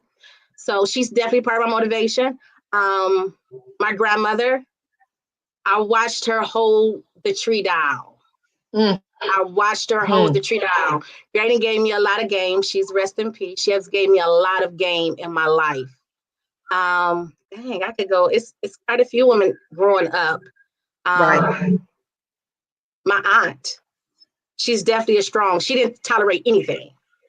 My auntie did not you can see it, you can have it. Don't stop. Right. Don't settle. So I would say them is about the ladies for me in my life growing up was very strong for me. Yeah, they set the tone. They set the Yeah, precedent. they set the tone, and it gave me the freedom of I can go. If anybody told me the real, it was them. And once I learned to overpower them, and I must say that, I was like, oh yeah, I got Right. it. I love it. I love it. I love it. Before I jump into the business talk and we start talking shop, I still want to dig a little bit deeper into you, the person, the personal brand. And it helps us understand what the global brand has become, what your brand has become. If you don't mind, I just want to ask you a couple more questions about that. When you talked about having your child at a young age. You talked about the women in your life and how they set the tone and the precedents for you. So when it came to you thinking about what adulthood really is or what it will be for you, what were your thoughts around that? What was your plan, original plan for adulthood? I mean, Is it before the kid or after the kid? Before the kid or after the kid? Ooh, that's a tough question. Next. Before, give me both. Before the kid, before our precious baby, and then afterwards. Because, you know, we have to pivot as mothers. We pivot. Okay. Before the kid, I would say I probably was just kind of living. I was floating. I don't think I had too many plans at the time. You know, I was 15, 14. I was just living, you know, and trying to come over some things I have been through in my life at an early age. After the kid, I said, you know, I'm gonna be a judge. I wanted to be a judge. I wanted to be a lawyer, become a judge. Wow. I wanted to live downtown in this nice apartment with this Thunderbird, and it was gonna be me and him against the world. The Thunderbird. That's the truth. Yes. I was in love with the two-door Thunderbird, and that was a dream car of mine there. So, yes, that was about my dreams. I love it. I love it. I love it. I love it. I love it. Love it. Okay. Thank you for sharing. Okay. So my last personal, I'm being nosy. So but we want to get to know you. We really want to get to know you here on the Black Business Network and Black Business Olympics. What was the defining moment or life-changing moment or event in your life before you, or what pushed you or catapult you to start this business venture? And that's where I'm going next. I'm going to segue into business, but I just want to know, what was that push? What was that defining moment, or was there a life-changing event that made you go, huh? You kind of touched on it earlier, but I just want to bring that back to the table. I have been in situations from rape and molestation, and been in low income, and people was comfortable around me. And I wasn't okay with it. I've always felt like I have to prove myself. Right. I was counted out before I was counted in. Right. So I was determined to pass the Monopoly board with Boardwalk and Park Place. No matter how many times I pass go for $200, I need them stops. I would not settle. And I lived in low income, you know, paying $3 a month. And this lady pulled up. I never forget, I was looking out the window. This lady pulled up in this Cadillac truck. It was red. She gets out the truck, and I'm looking out the window, and I'm just like, You know, it's not about what she had. I was like, I wonder, what do she do? Like, who is she? Because she was just put together. Right. And I looked and I said, you know what? I would not be pulling my Mercedes up to low income. And I'm not against it. I just felt like it was a stepping stone for me. Right. I called my mom, and she said, you can have whatever you want as long as you work for it. I said, I got you. So from that point, I went hard and I jumped out in my first house. I was paying $785 a month. Remind you, I was paying $3 a month and receiving a utility check to pay the bills. Right. So I never really paid bills. Don't have a clue how to balance this out. But I remember she said, listen, you can have what you want if you work for it. That's it. And I jumped out the bush, and I've been working ever since for it. And I was determined for my son to live in go to a great schooling, a great area. And as long as I was healthy enough to do it, I worked 3 jobs long enough to see him, get him up for school and get him back down for school. But I wasn't going to change my lifestyle because I went from free to now I had to work for it. Wow. What an amazing story. That is phenomenal. You are truly an overcomer. Thank you. An overcomer, a survivor. Do you know how amazing you are? Girl, yeah. You are. We're not meant to be stopped. Right. We're not meant to be stopped, no matter what. And the odds was against me. I'm talking about badly. This short story, school guy dated in my neighborhood. You know, when you're younger, and his mom had told me, I was pretty much embarrassed because I had the baby. Mm-hmm. And she was like, you'll never be able to pay real rent or live in nothing nice. She said, you're going to have a bunch of children. I said, okay, you're right. And that motivated me. And then you know what? And I bless her to this day because there's some things she said right. I won't pay real rent. I pay a mortgage. Me and my husband own an estate. I retired my parents. And I do have a bunch of children because we have adopted foster children. So she was definitely right. She just didn't put in the right word. And she has no idea she was right, but she know now. Yeah, she. And it's so much respect to her. Like I don't feel bad. I appreciate it. You know, it motivated me even more. So I'm okay, and I send lots of blessings and love to her for that. What she did was underestimate you, and that became your superpower. Yes. You're my people, Shakara. You're my people. I love it. Underestimated, movers and shakers. I love it. I love it. Now let's segue into the business side of you, the business side of Miss Campbell, CC. Let's talk about that. As I was reading your bio and stating a few facts, I was like, okay, this is my community, plus size, curvy, that kind of thing, you know, and I love that. And there's a market and a community for all of us.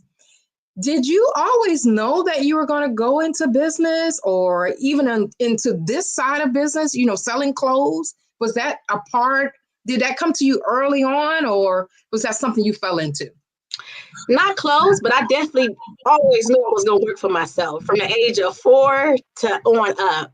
I say that because I knew things that I didn't even think I know. Like I look at it now like that. How did I know that?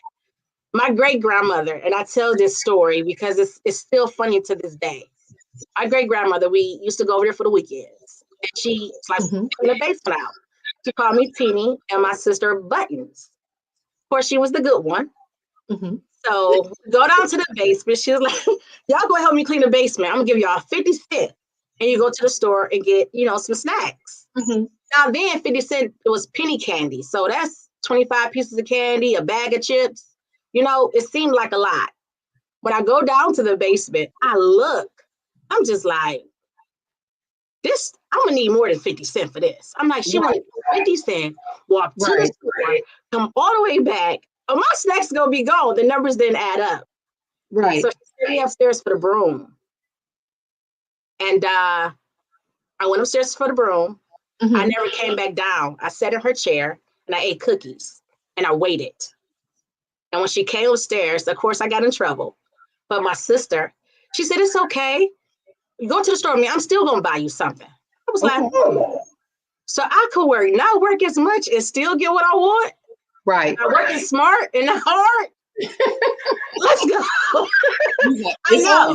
I was like 9 years old. I had hot dog stands. I sold hot dogs, lemonade, ice cream cones. My mom got on me one time because of I was a serial entrepreneur. Like I wasn't playing. She was making ribs. And this car came past about hot dogs, and the car's like, oh my God, those ribs smell good. Are you selling them? I'm like, of course I wasn't, but sure.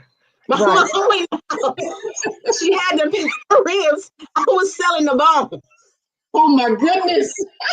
Everything was for sale. So I just knew what I was going to do.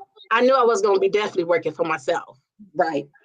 So if I were to ask you, were you exposed to this entrepreneurship thing early on? It kind of it became a part of your assignment and you had no idea, but you saw it.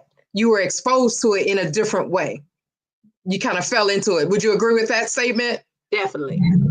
Awesome. Awesome. I love it. And I love your stories. You're so good at this. I love your stories.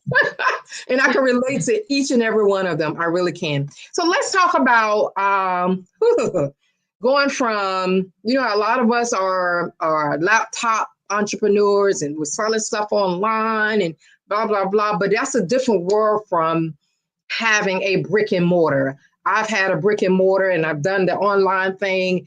There's two different worlds. Let's talk about that. Let's talk about what it takes to obtain a brick and mortar and what does that look like? Let's speak through the lens of an entrepreneur that has to open those doors to pay that rent or pay that commercial mortgage. It's not an easy task. You got payroll, you got to keep the lights on, you got to keep the water running, you got to keep the microwave plugged in. How do you do it? It's a process. It's definitely a process and you have to be patient. So before I got my first brick and mortar, I used to sell the clothes out of my trunk. But through the process, my paychecks, I used to buy a piece of furniture for this store every month. I'm talking about filling my room up with stuff. Clothing. I'm building my room up as if I knew I already had a location and I didn't. An associate of mine ended up bringing a location to my idea, and it's probably maybe a year later to me. And I talked to the landlord. He was like, the rent is $650 plus this, that, and that. And I was like, let me back up. Listen, you do not take no rent unless you add in your personal bills. That's right. So I said, well, I'm gonna be honest with you. We could do two things here. I could pay you $450 a month and always be on time. I said, and I'll take over the light bill. I could pay you $650 a month in a light bill, and you may have to call me sometimes because I'm not. Go ahead, girl. So he looked at me. He was like, "You got, He said, "You," and he was really lost words of it because I came at him so fast. But it's the truth. I could not afford $650. He settled. He allowed me to do it for $450. Mm-hmm. And when I moved in, I already had all this stuff in my house. So I had pre-brought. It's not about just waiting to get lump sums of money. If you're going to start with what you got. Make it happen. I didn't take out no loans, no credit cards. I was a firm believer. If I can't invest in myself and fail, then I can't look for somebody else to invest in me. It's easier to give up when you use somebody else's money because you feel like it's not on you, but it don't make you put the work in that's hard. So I stayed in the brick and mortar, the first location for maybe about a year, about almost 2 years, maybe. Moved next door. And then my head location, which was on Superior, 33rd and Superior. Nice. So it was hard, but you have to trust the process. Oh, you definitely have to trust the process. You really have to be strategic in every move you make. And you're talking some really good talk. We got a lot in common. We need to talk after this. We got a lot in common. Don't feel like my first location, I had things, but not as much. And I was sitting there. And my sister's sitting there, waiting. I'm like, you know what? I got to do something different. And this guy had reached out to me about a billboard. Mm-hmm. It was like, I could do your billboard for like $1,600. I was like, okay, cool. I'm like, I ain't got no money for that. Mm-hmm. I ain't about to do a billboard. So I did was I ended up going to the billboard on my own, found the information, researched it myself, went to the main location, and that billboard only cost me $500 a month. Wow. So what I did was I put up a billboard in a main location of where I was living at in my main neighborhood. One thing about it, you can have clothing, you can have whatever you want. If you have no customers, it means nothing. Right. So I was putting all my money into advertisement. And I had people coming in like, oh my God, and of course I didn't have what they wanted at the time. I said, just sold out, but it's on its way. But at that point, from them being able to meet me, actually see the location, they're like, I'm coming back. And that's how I built up. I just put my money into investing. I love it. Advertisement, not investment, advertisement. Advertising. I love it. I love it because without marketing, if no one knows you exist, how will they buy your product or your services? They can't. They must know you exist. I just want to, one more question in this vein. One more question. What was your most teachable moment as a brick and mortar business owner? Or out of all the years? Yes. Not researching. I'm not researching. Unpack and what I mean by that is I had got to a point in business, I'm doing good. I'm doing amazing. And I didn't have much help. Women didn't want to help. People didn't want to help you, especially when they want to give advice. So I doing business just by guessing as I go. Right. You know, the first person that would help me, you know, I'm thinking they great for me. And a guy, fake accountant, I thought he, you know, I was excited he wanted to help me, and I'm giving him all my information. Paying him monthly, $550 a month. Mm-hmm. I didn't get taught about balance sheets, profit and loss sheets, or sales taxes. I had no clue. So now I get to a high peak in my moment to find out, guess what? I owe IRS like crazy. He never filed anything. He never reported nothing. And I got to this big contest. I came in first place 3 times, $100,000, and I couldn't take it from the table. They said, well, we thought that you had an accountant who prepare your taxes. I said, I do. They said, well, this say self-prepare. I say, what?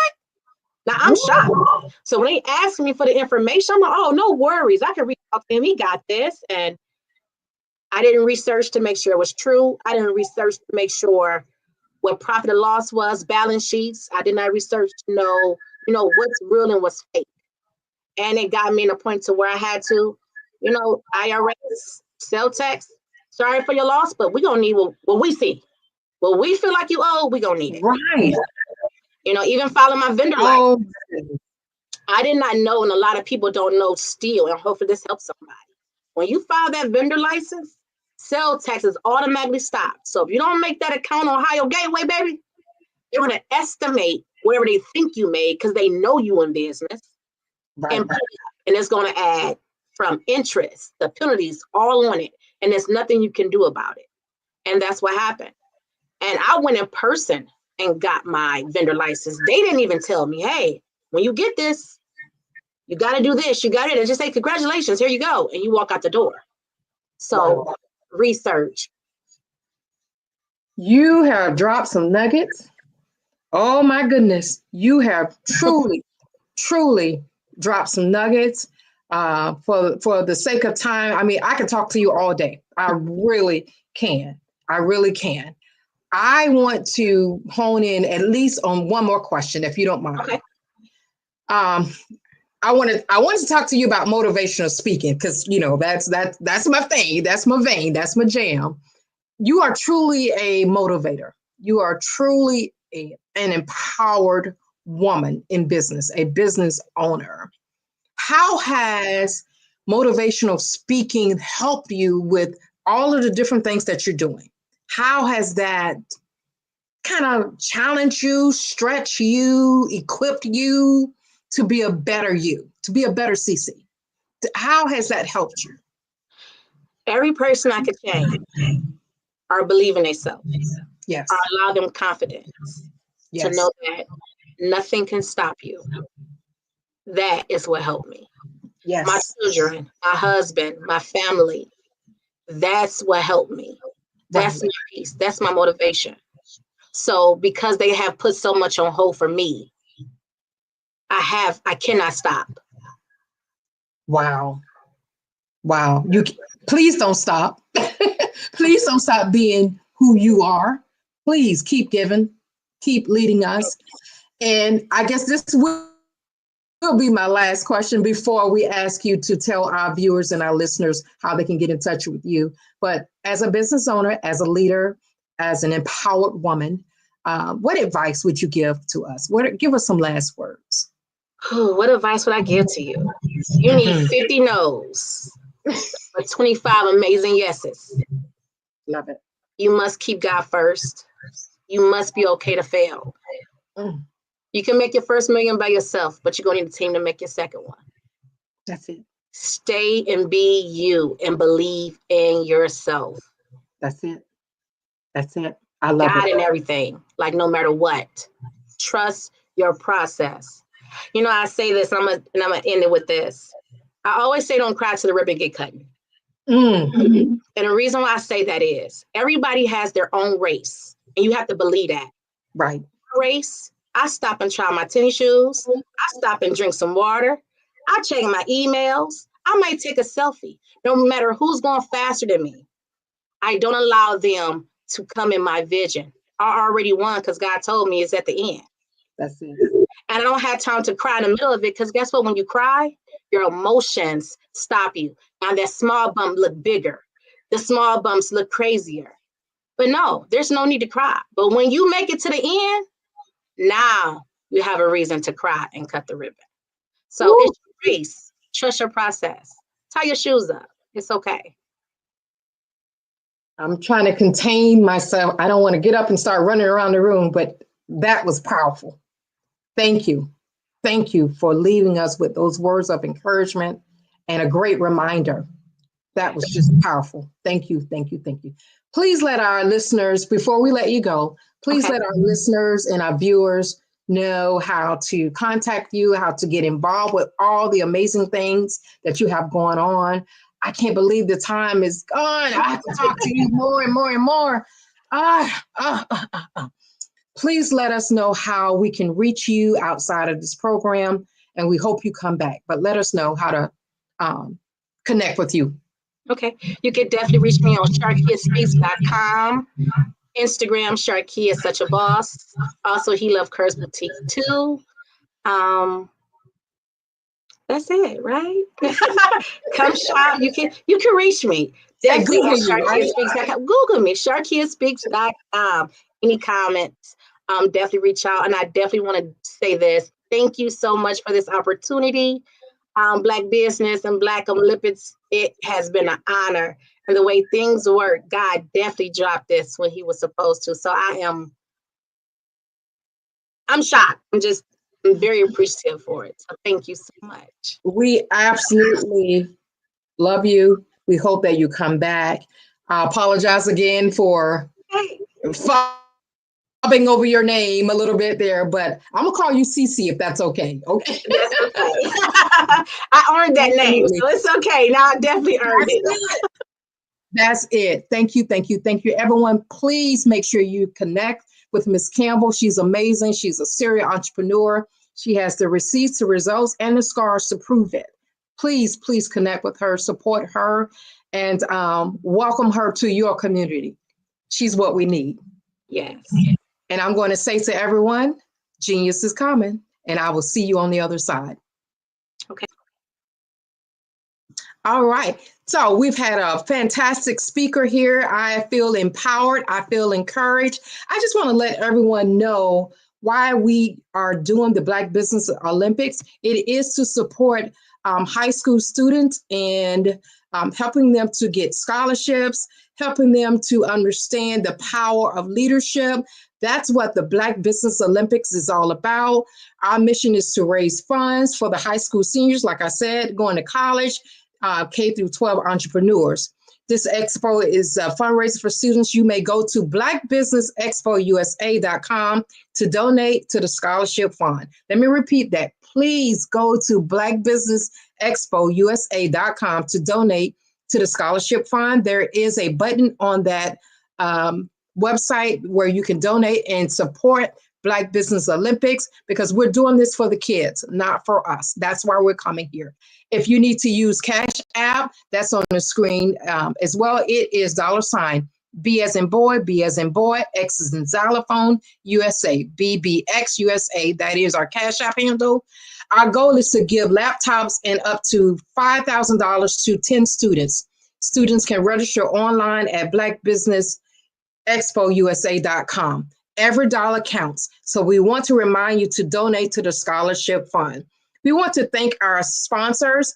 Some of our sponsors are NC100, Suede Soul, Carolina, Virginia Minority Supplier Development Council, Step Management, Margin McLean Foundation, Inc., Genius is Common, Executive Women's Success Institute, The Quality Coaching Company, Superwoman Business Services, Creative Force Studios, Leo Entertainment, Black Business Olympics, of course, Artistic App Design, Banks Law Firm, and Black Business Expo USA.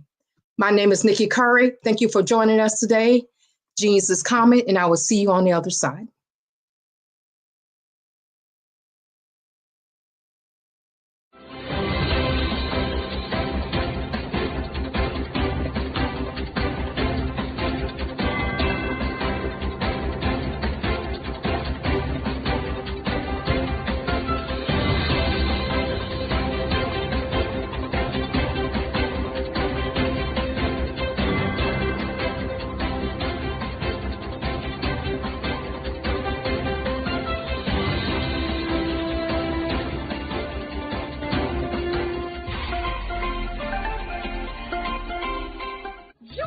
Dr. Eric Kelly III and a host of phenomenal speakers from all around the globe for this 7-day virtual event that you don't want to miss. The mission of the Black Business Expo is to raise scholarship money from kids all the way from high school all the way from college. The Black Business Olympics is one of the largest Black business showcases in the world. It is an opportunity for businesses and companies to showcase their businesses globally. We are going to be giving away laptops up to $5,000 away to students. Again, I'm Olivia Appleberry, the founder of 2 Cents Finance and one of the speakers for the expo. I am so excited to see you there. For more info, go to www.blackbusinessexpousa.com or call 919-308-9090 and hope to see you there. I am Black Business. From the moment I wake until the time I sleep. Yes, I am Black Business. I am Black Business.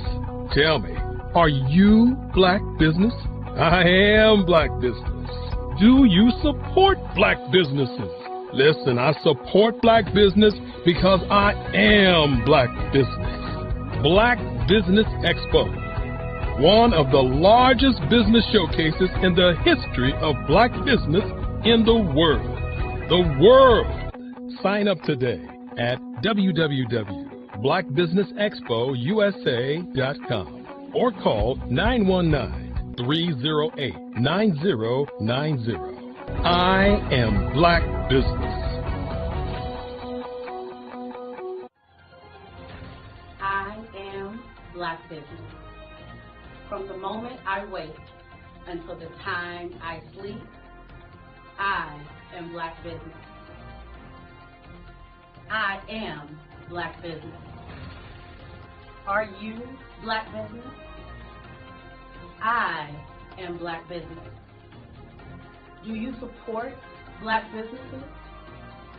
I support Black business because I am Black business. Black Business Expo, one of the largest business showcases in the history of Black America in North Carolina. Join Dr. Eric Kelly III and a host of phenomenal speakers from all around the globe for this 7-day virtual event that you don't want to miss. The mission of the Black Business Expo is to raise scholarship money from kids all the way from high school all the way from college. The Black Business Olympics is one of the largest Black business showcases in the world. It is an opportunity for businesses and companies to showcase their businesses globally. We are going to be giving away laptops up to $5,000 away to students. Again, I'm Olivia Appleberry, the founder of 2 Cents Finance and one of the speakers for the expo. I am so excited to see you there. For more info, go to www.blackbusinessexpousa.com or call 919-308-9090 and hope to see you there.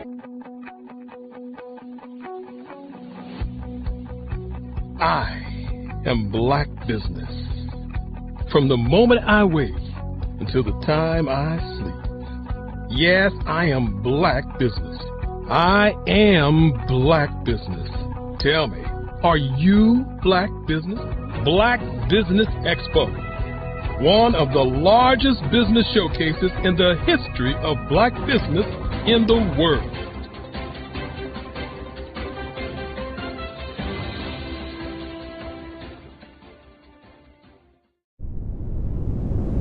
The Black Business Expo's mission is to raise funds for high school seniors going to college or K through 12 entrepreneurs. This expo is a fundraiser for students. Please, you may go to www.blackbusinessexpousa.com to donate to the scholarship fund or use the Cash App at $BBXUSA. Our goal is to give laptops and up to $5,000 to 10 students. Students can register online at www.blackbusinessexpousa.com. Every dollar counts. Please donate to the Black Business Expo USA Scholarship Fund.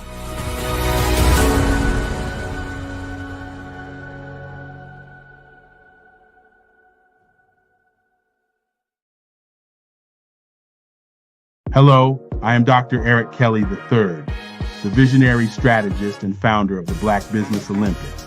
I invite you to showcase your Black-owned businesses on the Black Business Network global stage. The Black Business Olympics is a global Black Business Network platform that propels Black-owned businesses into the international spotlight. By showcasing your business on the Black Business Olympics platform, you can reach a worldwide audience of potential customers, partners, and investors. You can also establish yourself as a thought leader and expert in your field, attract lucrative partnerships, and more speaking engagements. In addition, the Black Business Olympics platform provides a valuable opportunity to connect and collaborate with like-minded entrepreneurs and business professionals from around the world. This can lead to new business opportunities, ideas, and relationships. Finally, by sharing your story and expertise on the Black Business Olympics platform, you can inspire and empower others. This is a powerful way to make a positive impact on the world and leave a lasting legacy. If you are a Black-owned business owner, I encourage you to seize the opportunity to showcase your business on the Black Business Olympics platform. It is a once-in-a-lifetime opportunity to make an indelible mark on the world. Be one of the 1,000 visionary entrepreneurs who are changing students' lives, shaping industries, and leaving an unforgettable legacy for their families. Unleash your voice on our global stage and watch your business thrive. Black Business Olympics is one of the largest Black business showcases in the history of Black business in the world. Yes, the entire world. Just give me a call today at 919-308-9090.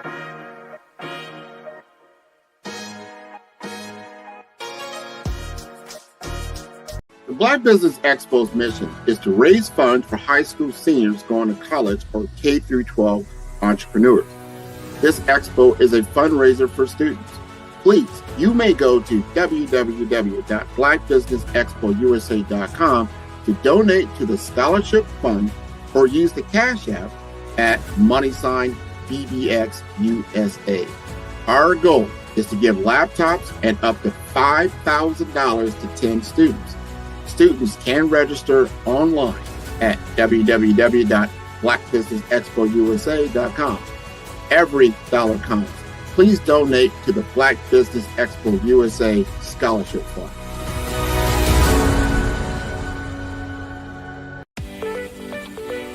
You are in the right place at the right time. The Black Business Network opens again for its Black Business Olympics, a 24/7 broadcast on business, strategies, global branding, social media marketing, finance, advertisement, and much, much more. Featuring featuring the top, most powerful entrepreneurs and speakers and thought leaders from all around the world as they gather together for this phenomenal event. Join the Black Business Network streaming live into the metaverse, STEM City USA, Black Multiverse, Pod TV, Roku, Hulu, iHeartRadio, Apple TV, YouTube, TikTok, Instagram, Google Podcasts, Facebook, LinkedIn, IBM TV, Spotify, and Twitch. Tune in today and be a part of this amazing movement. The Black Business Olympics welcomes you.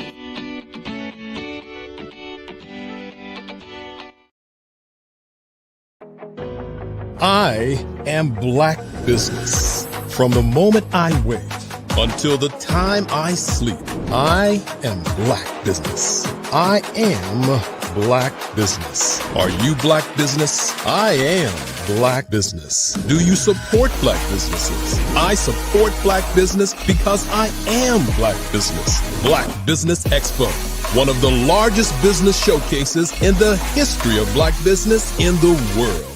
Sign up today at www.blackbusinessexpousa.com or call 919-308-9090. I am Black Business.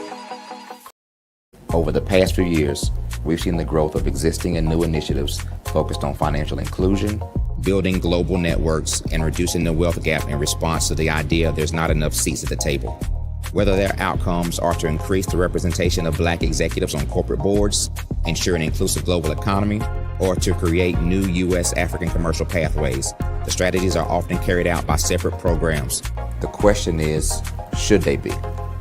With the continent of Africa being home to more than half of the world's fastest-growing economies, the youngest workforce, over 400 companies generating more than $1 billion annually, 700 generating more than $500 million annually that are poised for growth, and being the destination of nearly $5 billion in venture capital in 2021. Diversifying U.S. and Africa commercial engagement by building bridges between African businesses and their U.S. diaspora should begin being seen as mutually beneficial.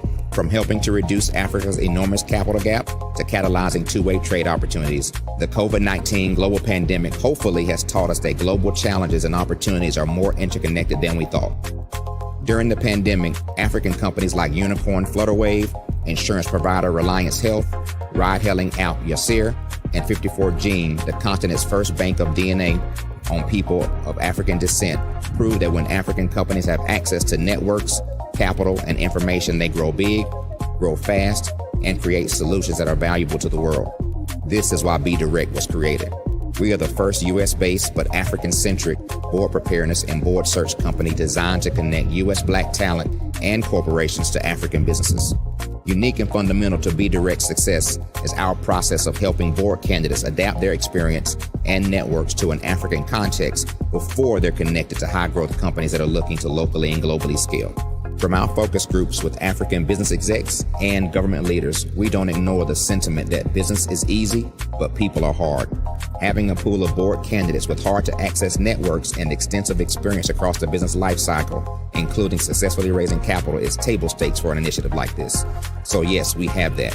But corporate or entrepreneurial success in the U.S. does not guarantee success in Africa. Developed alongside industry partners on the continent, our training program, Be Direct Prep, is designed to transpose their experience to create cultural comfort, understanding, and a commitment to helping businesses in Africa scale. Our board governance sessions are African continental and country specific, integrated with cultural awareness and dexterity training, masterclasses led by African industry execs, and mentoring and coaching from African continental-based facilitators.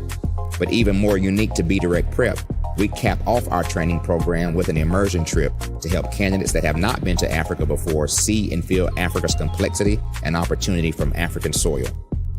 We all know traditional network-based board placement has historically left a lot of us out of ever really being in the paid board pipeline.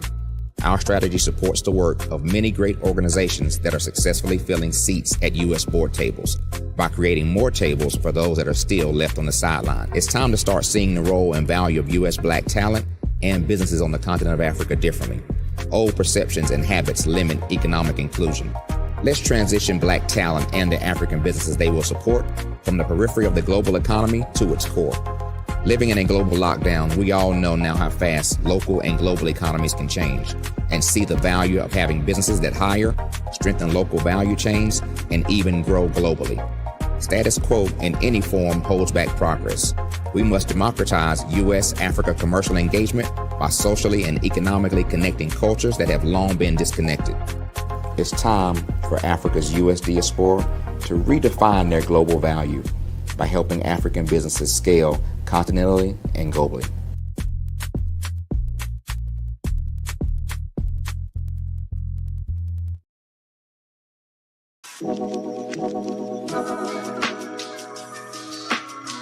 The African company and the African CEO is making a conscious decision to bring on someone external to the continent versus bringing on someone who is from Ghana or Kenya or South Africa. And so the skill sets of the people that we take through our executive leadership training program and ultimately on the placement, obviously have to be extremely high caliber. So what we look for are corporate executives at the vice president to C-suite level, as well as Black entrepreneurs. When we look at the Black corporate executives, we're looking for some very specific skill sets, whether that be around supply chain, sales and marketing, engineering, product development. We want our folks to be able to add immediate value to the corporate board, right? And the other thing is, even if they don't necessarily have specific industry experience, they're bringing a diversity of thought.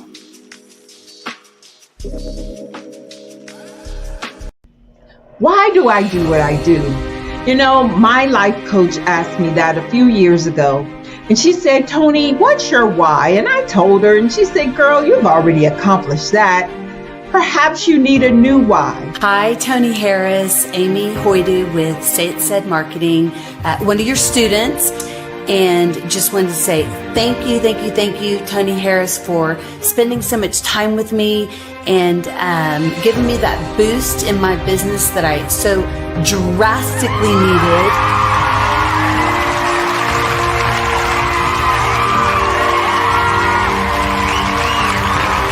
My why is to touch, move, and inspire my clients to take drastic steps to be better than they were before they met me. I'm a resource. I'm a connector. I want to help people build deeper relationships that are beneficial to their life and business. That's what I do best. So, first thing you got to do is show up. And speaking is a way to magnetically attract your ideal client to you. How many of you use social media that way? Absolutely, and this is how you look to the world. Drastic steps are the steps that are needed to be successful. And my business is drastic denotes a mindset. Getting out of your comfort zone. Doing something that you don't necessarily feel comfortable doing, want to do, but you know it's a necessary step to be successful in your business. I get the most satisfaction when I see my connections flourishing into relationships long after I am gone. Hi, my name is Jasmine Augustine with Linda Jasmine, and I've joined several networking and referral groups in the area. And Network in Action Northeast Houston with Tony Harris Taylor is one of the best organizations that I've joined. I love that piece of what I do, and it is what fuels my fire.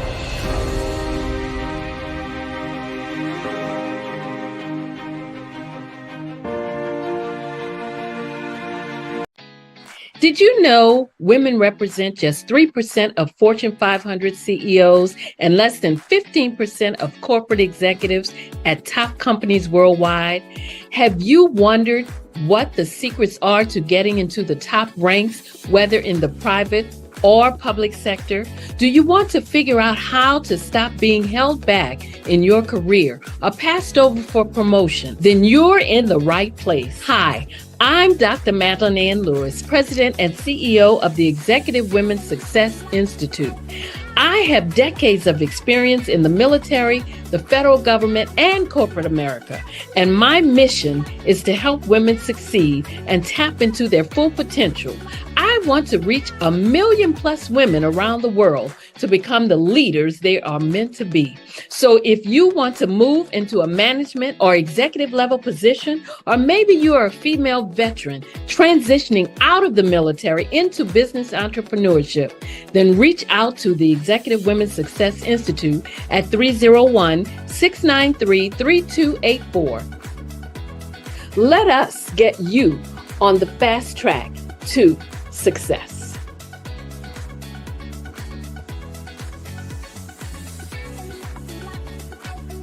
Absolutely.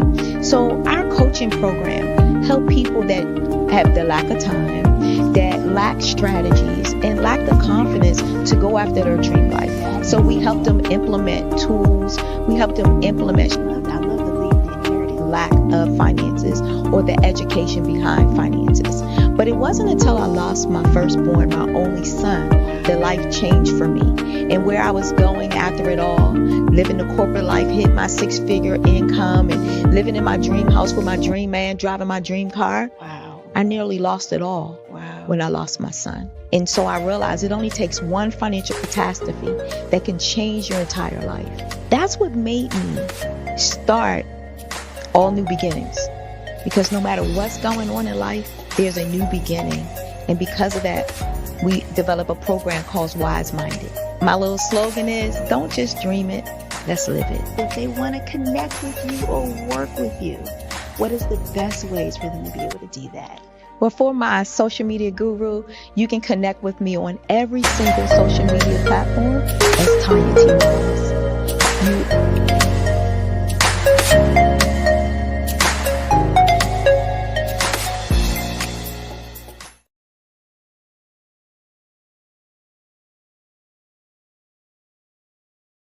Absolutely. So our coaching program help people that have the lack of time, that lack strategies, and lack the confidence to go after their dream life. So we help them implement tools. We help them implement, I love to leave the inherited lack of finances or the education behind finances. But it wasn't until I lost my firstborn, my only son, that life changed for me. And where I was going after it all, living the corporate life, hit my 6-figure income, and living in my dream house with my dream man, driving my dream car. Wow. I nearly lost it all when I lost my son. And so I realized it only takes one financial catastrophe that can change your entire life. That's what made me start All New Beginnings. Because no matter what's going on in life, there's a new beginning. And because of that, we develop a program called Wise Minded. My little slogan is, don't just dream it, let's live it. If they want to connect with you or work with you, what is the best ways for them to be able to do that? Well, for my social media guru, you can connect with me on every single social media platform as Tanya T. Wallace.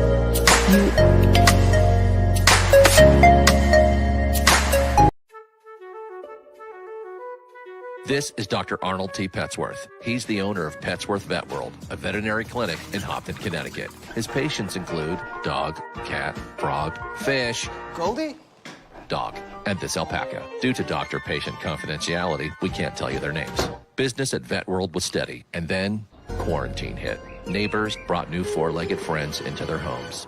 Bunnies. Bunnies everywhere. Dr. Petsworth welcomed these new patients with open arms. The only problem? There were more appointments than he could manage. That's when Dr. Petsworth turned to his American Express business card, which offers spending potential that's built for his changing business needs. He decided to hire a new assistant, Julio, and with spending power built for business purchases, he used his card to furnish a new exam room. Together, Dr. Petsworth, Julio, and American Express Business made sure all the pets of Humpton got the love and care they deserve. And everyone was happy. Get the card built for business by American Express. I'm Ramon Ray, founder of Smart Hustle Magazine and smallbiztechnology.com.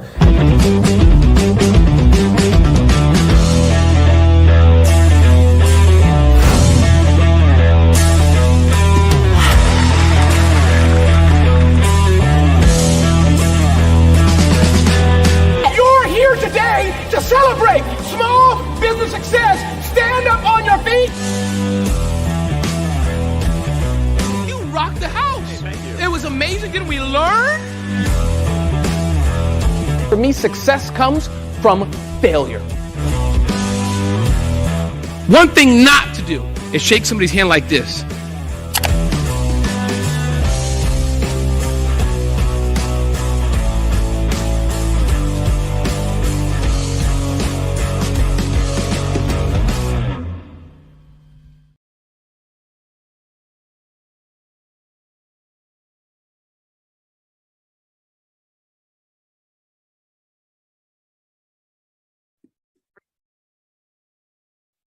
Hello, I'm Dr. Madeline Ann Lewis, President and CEO of the Executive Women's Success Institute. And my genius is helping women accelerate the path to success. You know, I was blessed to have strong women in my life who encouraged, motivated, and pushed me to do my best and to never even think about giving up on my dreams. So I say to women, we must show up to rise up. We have talents and potential, but who will see them if we don't speak up and get noticed? I know that women are a tremendous resource on this planet, and there is nothing more fulfilling than helping a woman tap into her full potential. I do this because I want to be a part of helping as many women as I can to show up, to rise up. I do this because genius is common.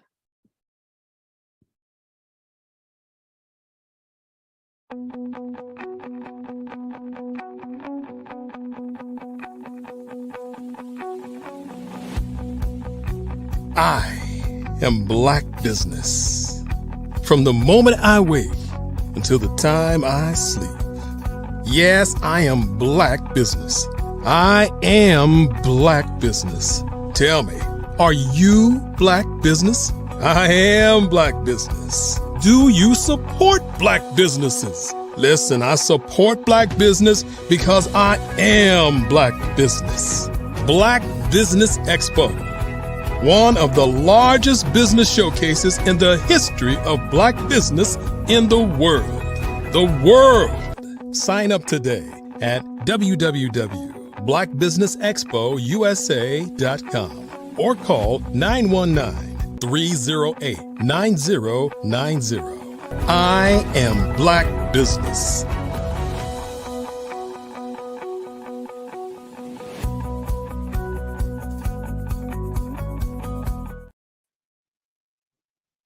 Good day, business owners, entrepreneurs, thought leaders, and corporations. Welcome to the Black Business Network. My name is Nikki Curry. I am your business moderator for this session of the Black Business Network. The Black Business Network is a 24-hour business network showcasing Black businesses, business owners, entrepreneurs, and thought leaders worldwide.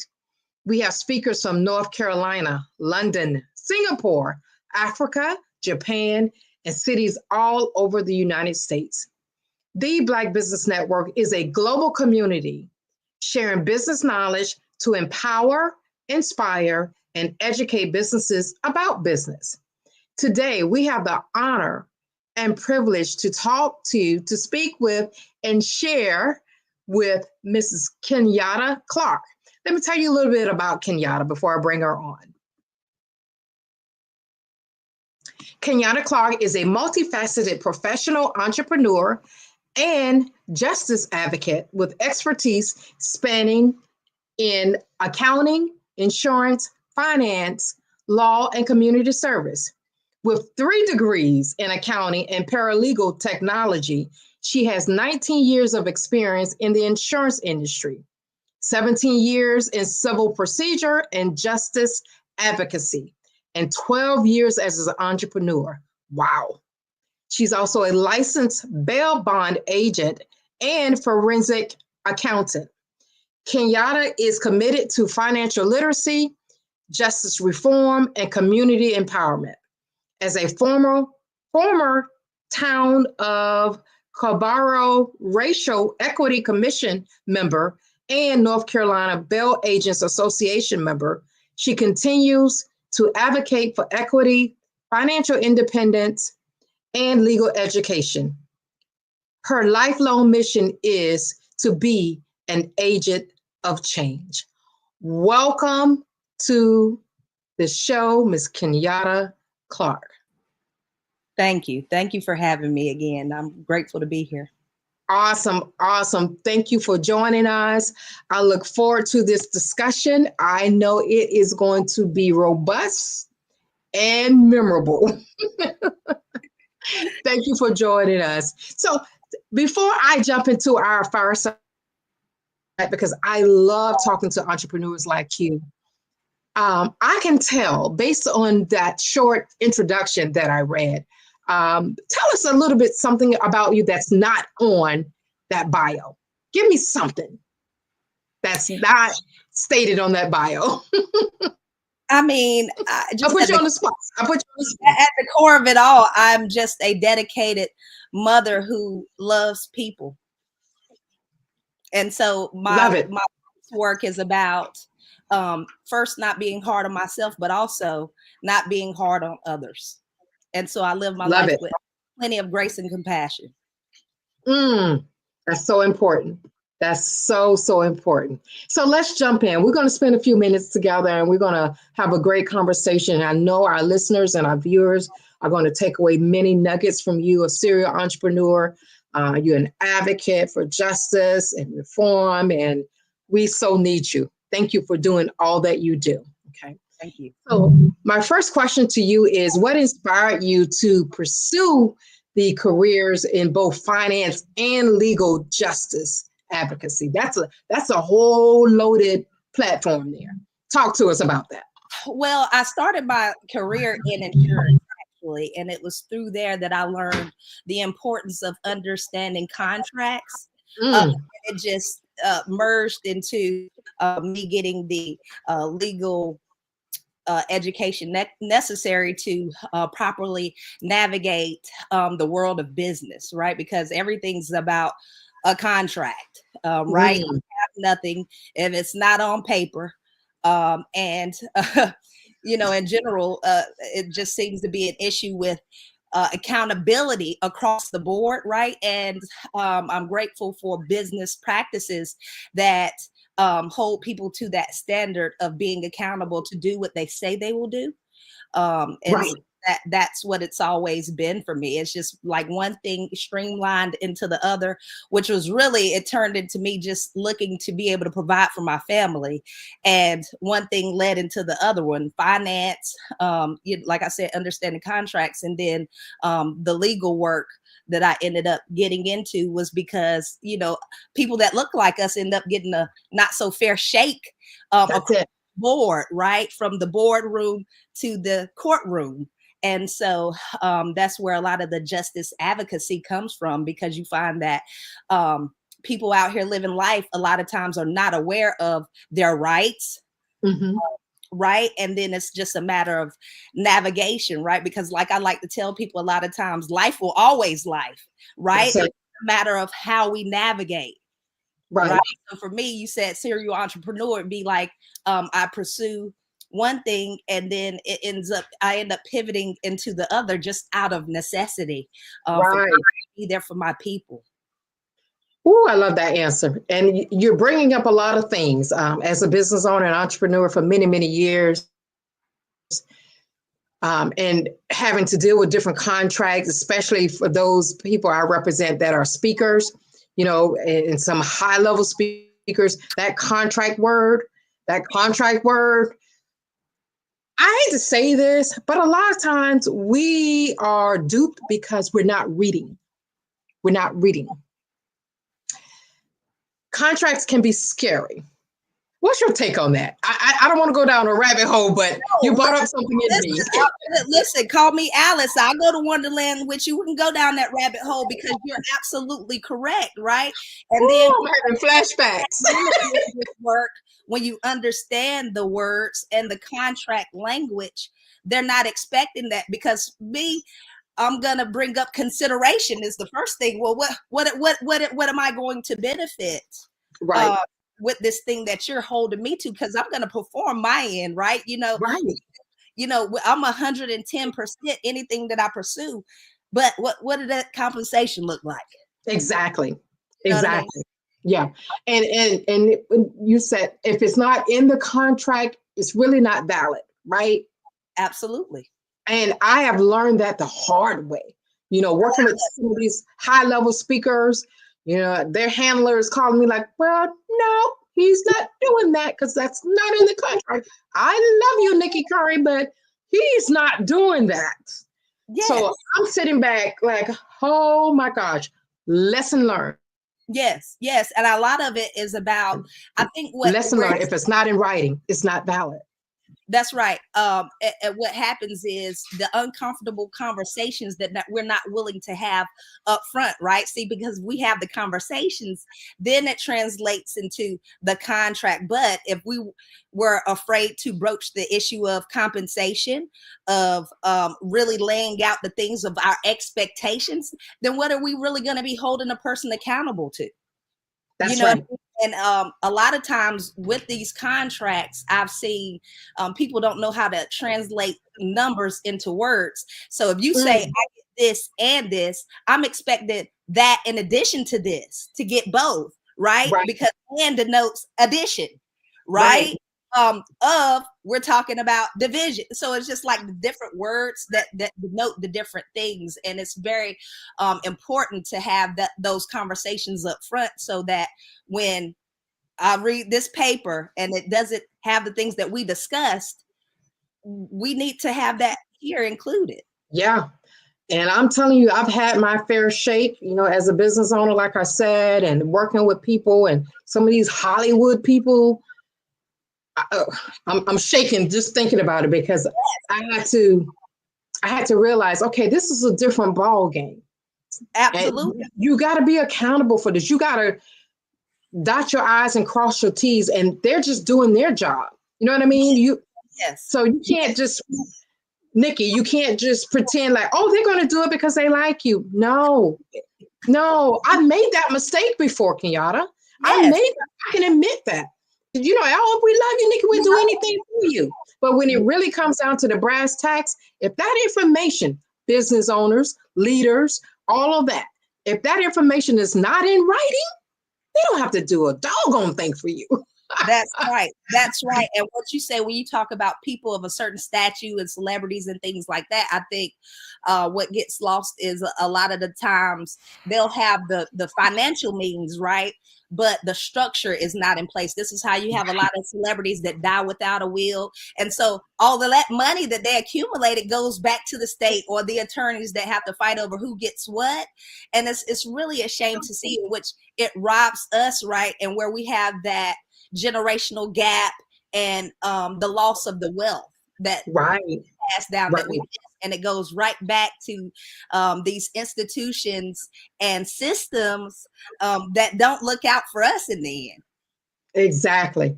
Ooh, you're talking good now, but I am having flashbacks. I will admit I'm sweating a little bit over here because share your story. Yes, there's power in that. Yes, teachable moments. Teachable moments. So once you got burned that first time, you never got burnt again, right? And it may have been possible you going forward to conduct yourself in a business manner, because that's the place where we don't get personal. We don't get to have the attachments, and it's like that for a reason. Never take anything personal, but always get it in writing. That's it. That's it. Okay, I'm gonna move on because I don't want to hog up the show, but I can talk to you about this all day because my goodness. Let's talk about, you have degrees in accounting and paralegal technology. First, I know what accounting is. Paralegal technology. Explain that to me, and then tell us, how does these things, these degrees, these disciplines, how do they impact your work or complement your work? Let's talk about that. Okay, so basically, like you said, so the accounting piece was totally by coincidence. I initially pursued the paralegal technology degree, but once I went into interning for attorneys and saw that they were not willing to pay paralegals a certain way. However, they would pay someone to do their books, is when I made the switch. But because I'm a person that never halfway does anything, I went back to complete the paralegal degree once I got the accounting degree. Wow. Legal research and writing was one of my passions. And once I was made aware of certain rights and what they were, it was just like, it surprised me how much people didn't know legally. Like, we always think about what's right, what's fair. Well, and legality is a whole other thing, right? And so I love that about it, because it allowed the gray area. But on the accounting side, working with numbers allows me to be more black and white, literally, in terms of it's either this or that. And so it just allows me to have a certain fluidity in life where I can, develop a business, work a business, but also I'm not afraid to, file taxes, to deal with the IRS. I'm not afraid to do the things that require going over the numbers. Because that's where a lot of people get into trouble, is like when they owe the IRS money. One of the stories I always tell people is about like Rihanna and how her accountant stole millions of dollars from her. And I think it's always important to have a background knowledge of accounting of some sort, so that doesn't happen to you. Don't accumulate so much wealth that you're not able to go back to, look at your own books. You need to always have a firm standing on where you are financially, so that people can't take advantage of you, which also goes back to the contract thing, right?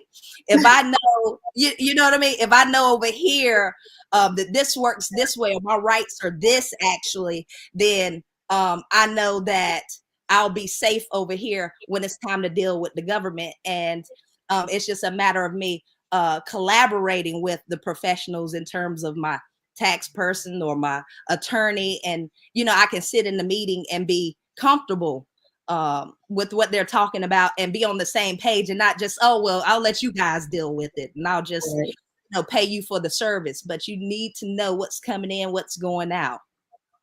That's from a business standpoint to a personal finance standpoint, because everything is about, like, we're in America, everything was founded on commerce. And not to mention, insurance itself was which speaks to my financial background. I learned that, insurance first started with the slave trade, right? That was how we were able to, bring a lot of our ancestors to this country. They insured them. That's where a lot of your insurance companies came from, Connecticut and places like that, the 13 colonies, based out of there. And so all those things just work hand in hand, and it just allows me, once again, like I said, to be able to navigate life, right, and not be able to take things personally. So if so on the legal standpoint, people will say, oh, the system is broken and things like that, but it's like, no, actually the system is doing everything it was designed to do. I think it's just kind of bringing those in that maybe want to implement the change. Hence why I say I want to be an agent of change, because I want my life to be proof of power to say, it's not necessary to ever judge a person from what they come from or to count a person out, but everyone has potential. We're not broken, right? There's nothing to be fixed, right? We are all worthy of redemption at the end of the day. Love it. Love it. And everything you're saying, you're dropping so many nuggets there, and even some background and some history. That is so important. And we don't even know that. We don't even think about that. Everything stems from commerce. Business owners, entrepreneurs, founders, listen up. Leaders, listen up to what she's saying. And the truth of it all, and the takeaway from this conversation, as business owners and entrepreneurs, the accounting piece and that legal piece are two of the most important pieces of doing business. And if we don't have professionals like yourself in our corners or on our payroll or in our business, we will fail. We will fail. Absolutely. There's so much we don't know. It's so much we don't know. We need you all. Yes. Yes. But we try to sidetrack that part of the Yes, like a shade tree mechanic, and that's just not the place to do it. As a paralegal, I see that a lot because I'm not able to necessarily charge what an attorney charges, right? And then my money the way in which they do.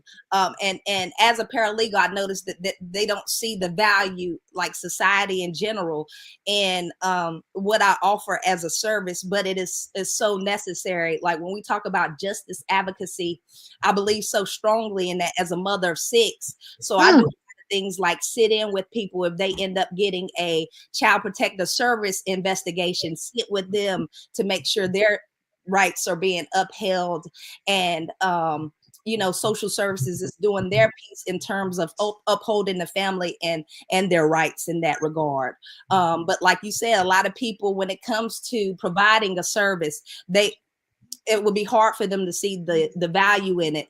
And this is across the country and across races, right? Because I always the example of, they don't know that, like Elvis Presley, he hated the IRS so much that he not the IRS, that he hated the accountant so much that he allowed the IRS to do his taxes, which made it where he paid so much more in taxes than what he probably should have, because he let them do them for him, because he did not want to work with accountants. I think that, like you were speaking to, people have such a fear of become shut down about working with certain professionals for whatever their hang-ups, but there's someone out there for everyone that speaks to whatever your background, and you should just never negate having a professional to do the things for you. That's right. It would save you money in the long run. It would save you time and stress in the long run. Have these people empower you. That's important. Exactly. Find someone that you can trust. Find someone that that has your back and you can talk to and communicate with, and it's a win-win for both sides. But we can't do this. That's not my lane. I mean, I got through accounting in college, but barely. I can count. But insurance, I used to go through it, and I had to get out of it, because you would have a lot of people coming into insurance and not knowing, how is it that you spend your hard-earned dollars for insurance coverage and you don't know how your policy works? Well, that's even more so the case when you go on these .com sites to get your insurance policy. Now you don't have a person you can refer to. Hey, listen, I went to go warm my car up downstairs and I came back down there and now my car is gone. You don't have a person to call and say, oh, okay, well, that would be a comprehensive claim. Let me give you the number to claims, and you can and you have this type of deductible, and this is what happens. But that's what I used to deal with in insurance all the time. Like a lady had some policemen had ran into her car, right? Municipalities are self-insured. So it's not like your insurance company deals with their insurance company to get your stuff fixed when it wasn't your fault. It was like insurance company was just going to let her take the fault for it. When she would have a at-fault accident on her record when it wasn't her fault, the police department got into a high-speed chase. Now she's out of transportation, right? And it's like, no, she needs, and so I would step in on the advocacy part, in which cases, was totally against what I was supposed to do, right? Because I'm supposed to always be there for the company, but I always like to put people first because it was necessary when they are paying their monies to pay the premium, that they know how their stuff works. That's right. And I was like, if they're dealing with me human to human, that's the level in which I'm going to transact this business.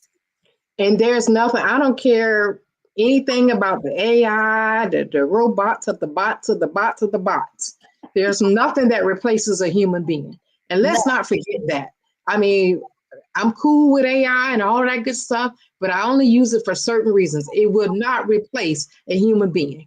That's right. And that care and concern, right? And that's another piece when we go to the legal side of it, because when we see the disparaging results of what happens in a courtroom, right? You have two people, two different races that will have two totally different outcomes. Well, nobody says that these judges have to keep their bias in check, right? Because self-awareness is key in whatever work you're doing. But there's a lack of accountability when it comes to people, whatever their bias is, them walking into their work and placing that to the side to be fair and equitable in all their decisions. Gotcha. That is so important. That is so important. Oh, I mean, today from jail, I'm not worried about what their race is. I'm not even worried about what the crime is alleged that they committed. My duty is to make sure that I do the things that I need to do to get them out, because my perspective is you're in a better position fighting your charges outside of the jail than inside of the jail, because we already know your safety is in jeopardy in those environments. Not to mention, as a taxpayer, I don't want to be held with feeding you and housing you as a person in jail, right? So people think about how one thing feeds into the other. On the accounting perspective, I tell people don't like to pay taxes, but they love to drive on smooth roads. And we just think about things in society and how one thing assists the other and making it where we can navigate life, right? Because roads is so important. That's it. Yeah. That's it. I want to pivot a little bit because time is flying. Oh, and I can keep you for another 2 hours, but I can't. I want to pivot a little bit more because this accounting and legal work is so important since this is the Black Business Network, we need to speak our language. We need to speak to our community. I want you to tell me about forensic accounting, first of all, just in case some people are not sure what that is. Tell me about that. Who is it for? And why is it important? Okay. All right. So that is a great question. And thank you for asking that, because it's a big thing that you usually don't hear about until you get into circles of, people that are making the millions and gazillions of dollars. But forensic accounting is really just about following the money and where it's going, right? On a day-to-day basis, it'll be like you're getting a divorce and maybe someone's hid some money, and you just want to get a firm grip on what the assets actually are so we can equitably distribute those, right? So that's like a divorce proceeding, where forensic accountants are used, and they're paid about $165 an hour. That's on a personal end. On a more broader spectrum, it would be like federal programming, right? And some of this grant funding and things like that. Well, you'd be surprised to know that a lot of these municipalities are funding projects and things locally, right? But a lot of times those funds are not trickling down to those it's meant to impact. And that's where forensic accounting comes in great. For me, it's worked on the advocacy level because in the town of Carrboro, we've implemented things where the 501c3 nonprofit organizations come to us to the town for certain projects, and they want the funding. and so we asked them questions about their that deals with racial equity, like with what lens they're working on, and then where did the money go and who is it impacted, and then as a result, like who does it harm, who does it hurt, the cost benefit analysis of it. But it's far ranging, but it's, once again, like we said with the contracts, it's one of those pieces that people get uncomfortable about, right? Because this is where a lot of the things where you're like, well, if this amount of COVID funds came, why isn't it happening? So I'll give you a great example. So I was on the Racial Equity Commission, and we had this opportunity for a COVID grant. The powers that be wanted to fund a project to where they would give blankets and something to the homeless that were already in place. And so my colleagues and I were like, well, there are people that are just trying to struggle to be in place where they are now. They're losing their housing. Right. So why don't we implement something to help those to stay where they are? Because we had some instances where some homeless people were dying in the parking garage of Interfaith Council. So things like that. So obviously, there was a disconnect, but it's like there are people that need this, so let's help the people. Right. So it was that type of deal, and we were able to do that, and those were the ways that it trickled down, and it helped a lot of people. So I was grateful to do that, but I was just shocked that, like, wow, we were going to miss that opportunity.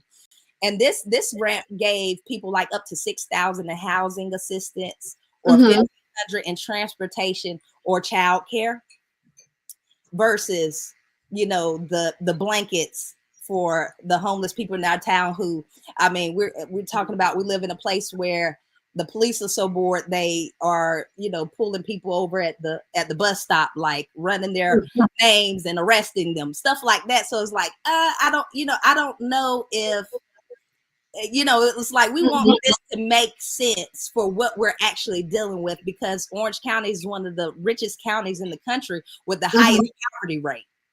And so with numbers like that, it's like the dollars don't really translate, and the opportunities are there, just not being taken advantage of. And that's what forensic accounting has been able to help me, because I'll sit on those commissions and those boards and be able to look at a financial statement to follow exactly what went where, and where I'm not seeing the impact, right? Where somebody's life has been elevated due to this funding. It's like, well, somebody's got to answer to this. That's right. That's right. That's right. This is a great segue into my next question.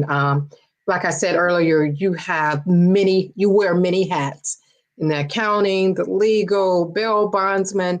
I mean, you do a lot of work and a lot of community work.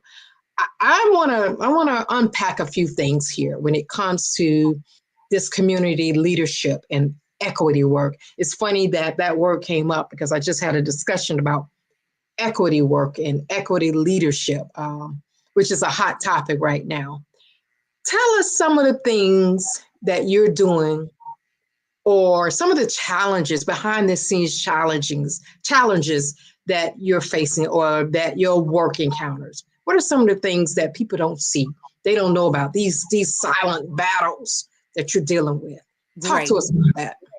So one of them would be the biggest one being about racial equity, right? It's almost as if it's something that got lost in translation. Yes. And everybody speaks about racial equity. It's racial equity. It's not DEI.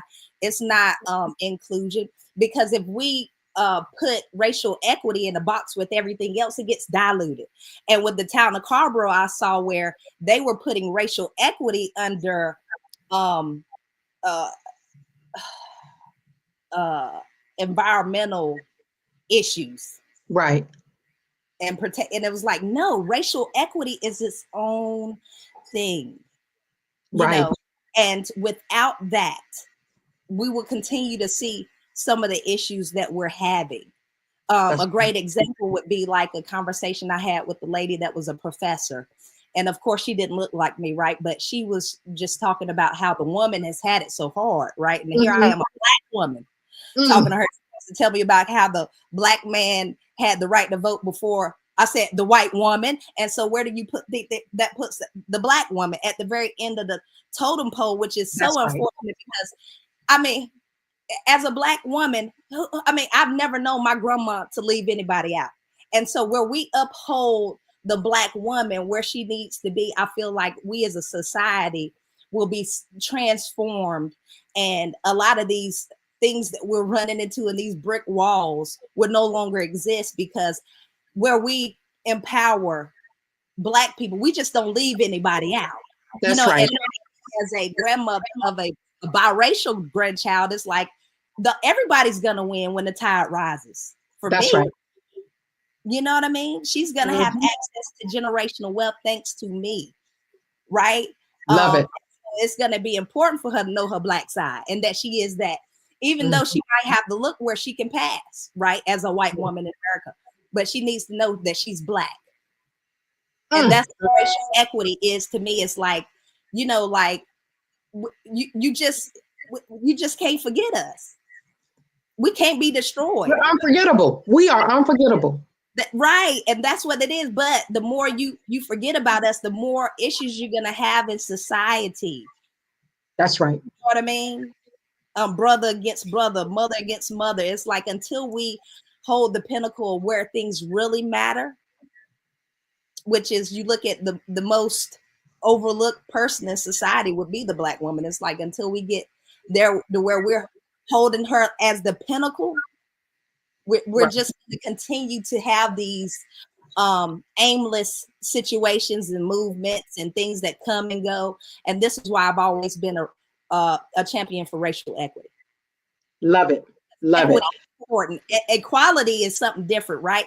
It's like, I think I just saw a debate about like with healthcare, and biologically we are different, right? So there can be no equality there, right? But where you say equity, we're talking ownership. We're talking, put the supports in place so that I can be neck and neck with you, right? Regardless of, but no, they say, oh, you have to earn your reparations. This is the conversation. It's like, no, I don't have to earn anything. Look outside. This is off of my back. That's it. That's it. Until we get there and keep that as the focus, we're gonna continue to be all over the place with this thing. Woo. You're talking real good. You're talking some good stuff there. And I could talk to you for hours. Yeah. Wow. Wow. I mean, I had 3 other questions to pop in my head, but the time has come. You just think total destruction. So it's like, we just should probably prepare ourselves for that until we get to that place. But yeah, that's just really what it's gonna take. You know what I mean? And a reset of this whole strong Black woman narrative. We've got to get over that too, and that push through and just have love and compassion for each other. Yes. Like, I see you out in the street. Like I said, I'm not here to be hard on myself first, but I'm definitely not hard on you. But it's gonna be like, sister, I know it took a lot for you to come outside today. What can I do for you? How may I help? And that's what my work has really been about. And for me, it doesn't matter who you are or what you look like, but I'm gonna be for Black first. Love it. Love it. Thank you so much. Again, I can go on and on and on and on with you. Please let our listeners and our viewers know how to contact you, get in touch with you, work with you, advocate with you, stand with you. How can people get in touch with you? Well, right now, social media is the best place to reach out to me via Facebook. It's Kenyatta Clark. I have an Instagram page, which is Walking in Wellness. And that would be the best way to reach me until you see me again. I love it. We hope that you will come back on the Black Business Network, Black Business Olympics. We need you. We need the work that you're doing. Please keep being you. Yes, and you guys. Yes, absolutely. Thank you, everyone, for joining us. My name is Nikki Curry, and I want you to know and remember, genius is common, and I will see you on the other side.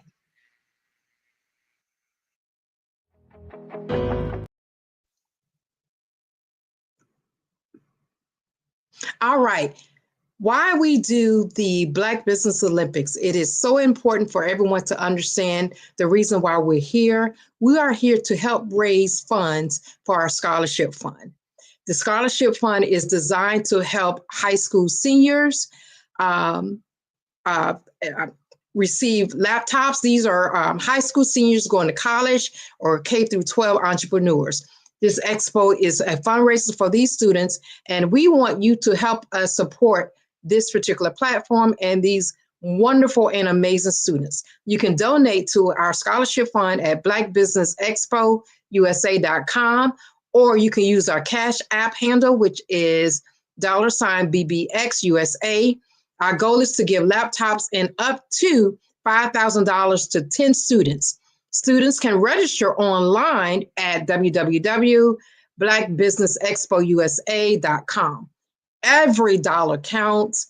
Every dollar counts. So we want to remind you to donate to this scholarship fund. And we also want to quickly thank our sponsors. Some of our sponsors are NC100, Suede Soul, Step Management, Carolina, Virginia Minority Supplier Development Council, Executive Women's Success Institute, Genius is Common, the Quality Coaching Company, Superwoman Business Services, Creative Force Studios, Lee Entertainment, Black Business Olympics, Artistic App Design, Banks Law Firm, and the Black Business Expo USA.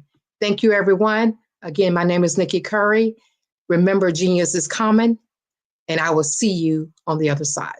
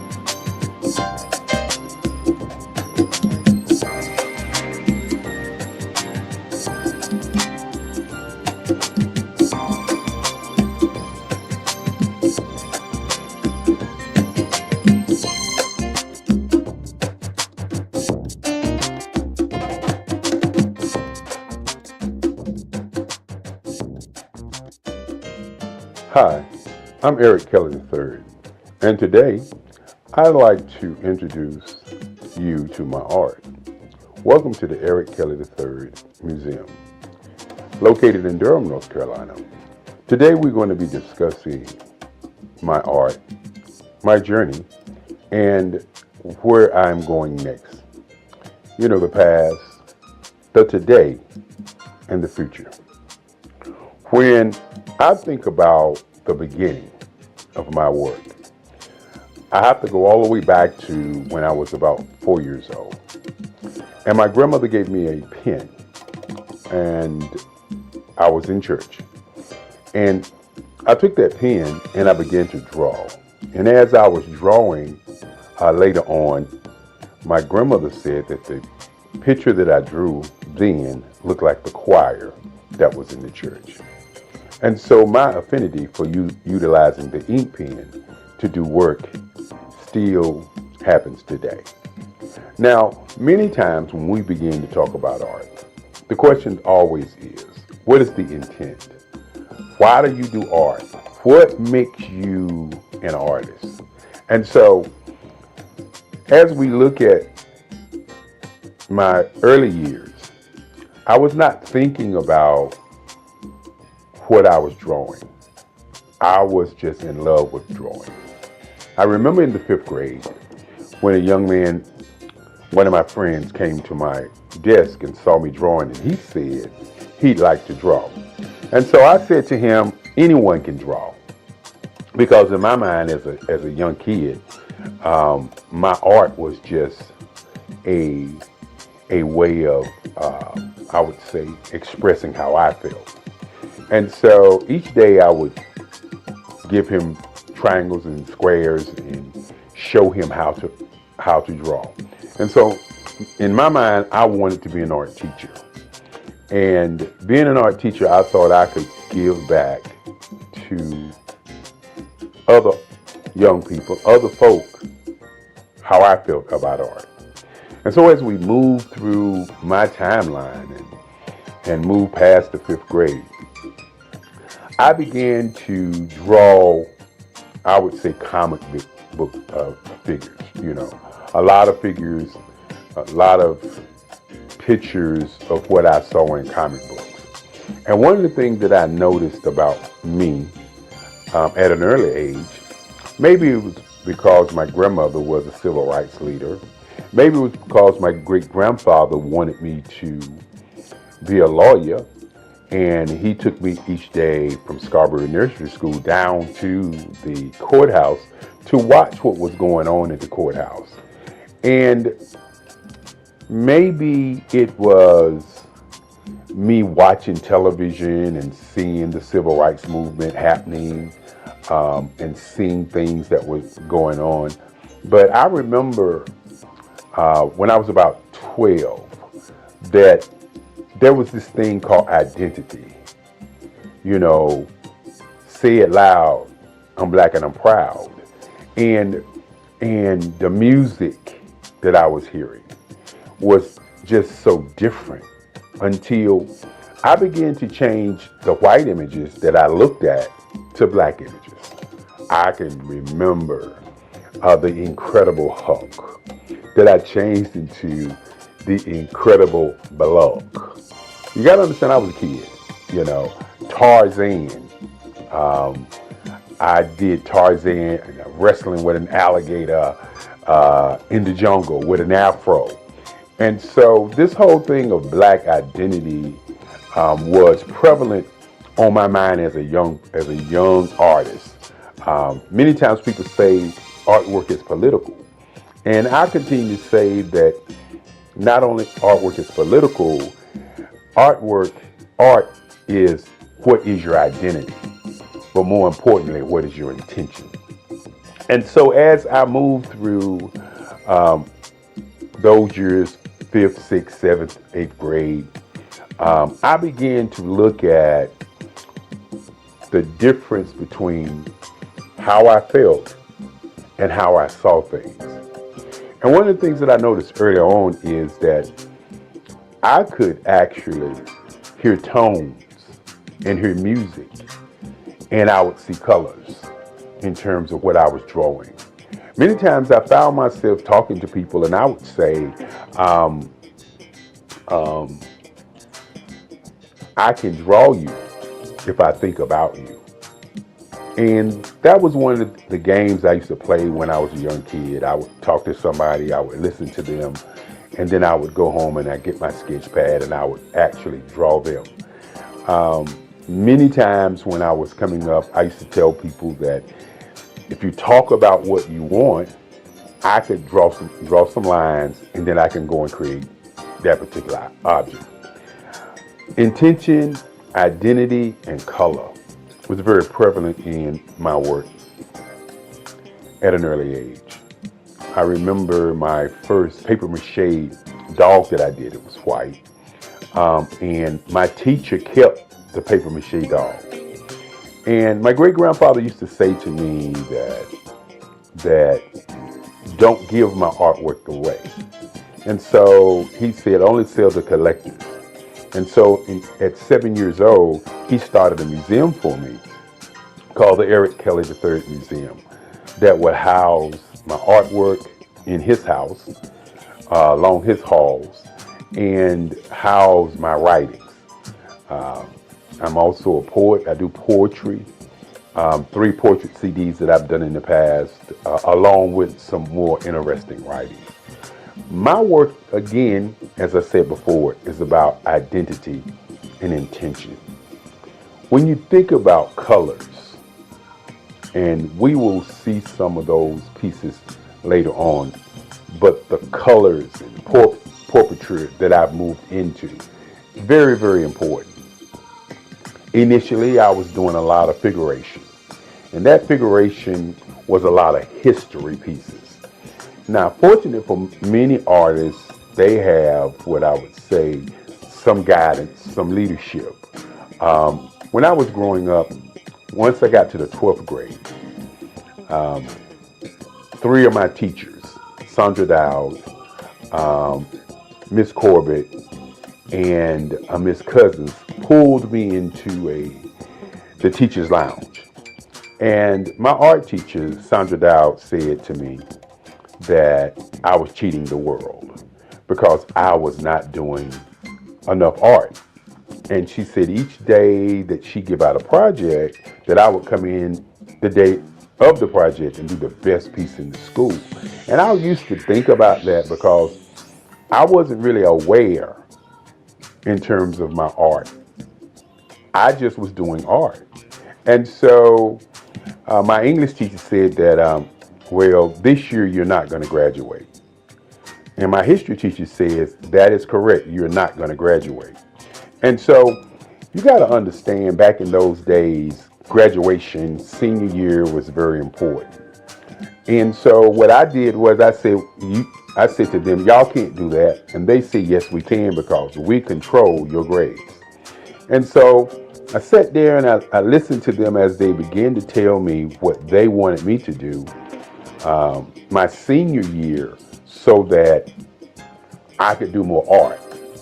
And many times when you have people that come into your life and say they want you to do something and you have your own mission and ideas of what you want to do, sometimes you just, don't do it. But in those days, I was the guy who was very popular in high school. So I thought to myself, this is only a challenge. And so each morning, I would draw for my English class, the Macbeth, the Odyssey. For my history class, which was a Black history class, I would draw about the transatlantic slave trade, great African Americans who went on before, like Crispus Attucks, Martin Luther King, Marcus Mosiah Garvey, Malcolm X. And these are the kind of pictures that I was drawing. They were historical figures. And I found myself doing the work late at night and bringing those pieces to high school and give them to the teachers the day of. And I think those teachers thought that by me doing the work that I was doing, that I was giving the work to them. But as I said before, my great-grandfather said, don't give your work away. Always sell your work for what it's worth. And more importantly, sell to collectors. And so the Eric Kelly Museum has been a private museum only selling to collectors. And so when the end of the year came, I had drawn enough work to fill a whole hallway in the high school. And as I said before, I started out doing figuration and doing historical pieces. And I hadn't yet started thinking about what my intent was going to be. Why was I doing the work? I was doing the work because I was asked, not because there was this urge deep down inside saying, I'm going to draw all of this work. And so at the end of the year, I received the Links Best Artist in the State. And this is what has propelled me to become the artist I am today. I looked at the art award that I received, and I thought about where did I want to go to college. And so I had letters coming to me. I was in the news, I was on television and all these great things. I had these things to happen. And so I had letters coming to my house to go to different schools. And my great-grandfather used to say there are 5 things that you need to think about as you live. He said, number 1 is to think. Number 2 is to sell something. Number 3 is to do research. Number 4 is to be relentless. Number 5 is to have energy in everything that you do. And so I started on my quest for understanding that art was going to be what I wanted to do. And so I did research on the schools in Durham, North Carolina. And for those who don't know about Durham, North Carolina is a space where black people, 49% black people, were engaging in economics everywhere. You know, Durham was the tobacco capital of North Carolina at one time.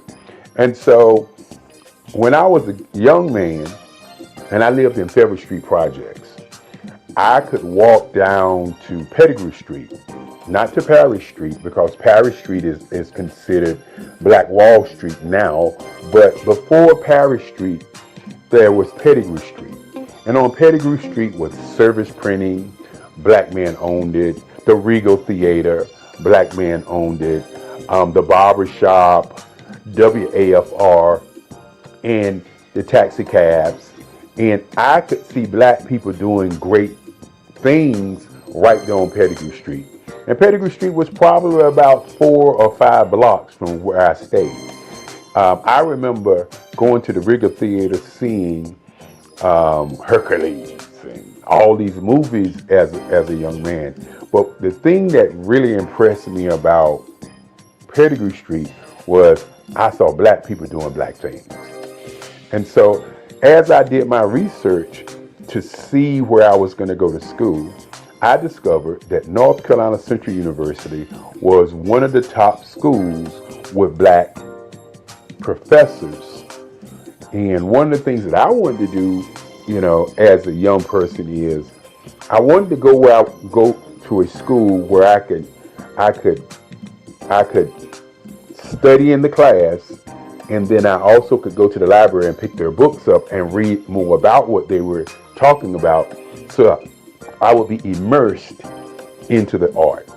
And so at that time, North Carolina Central University did not have an art scholarship program.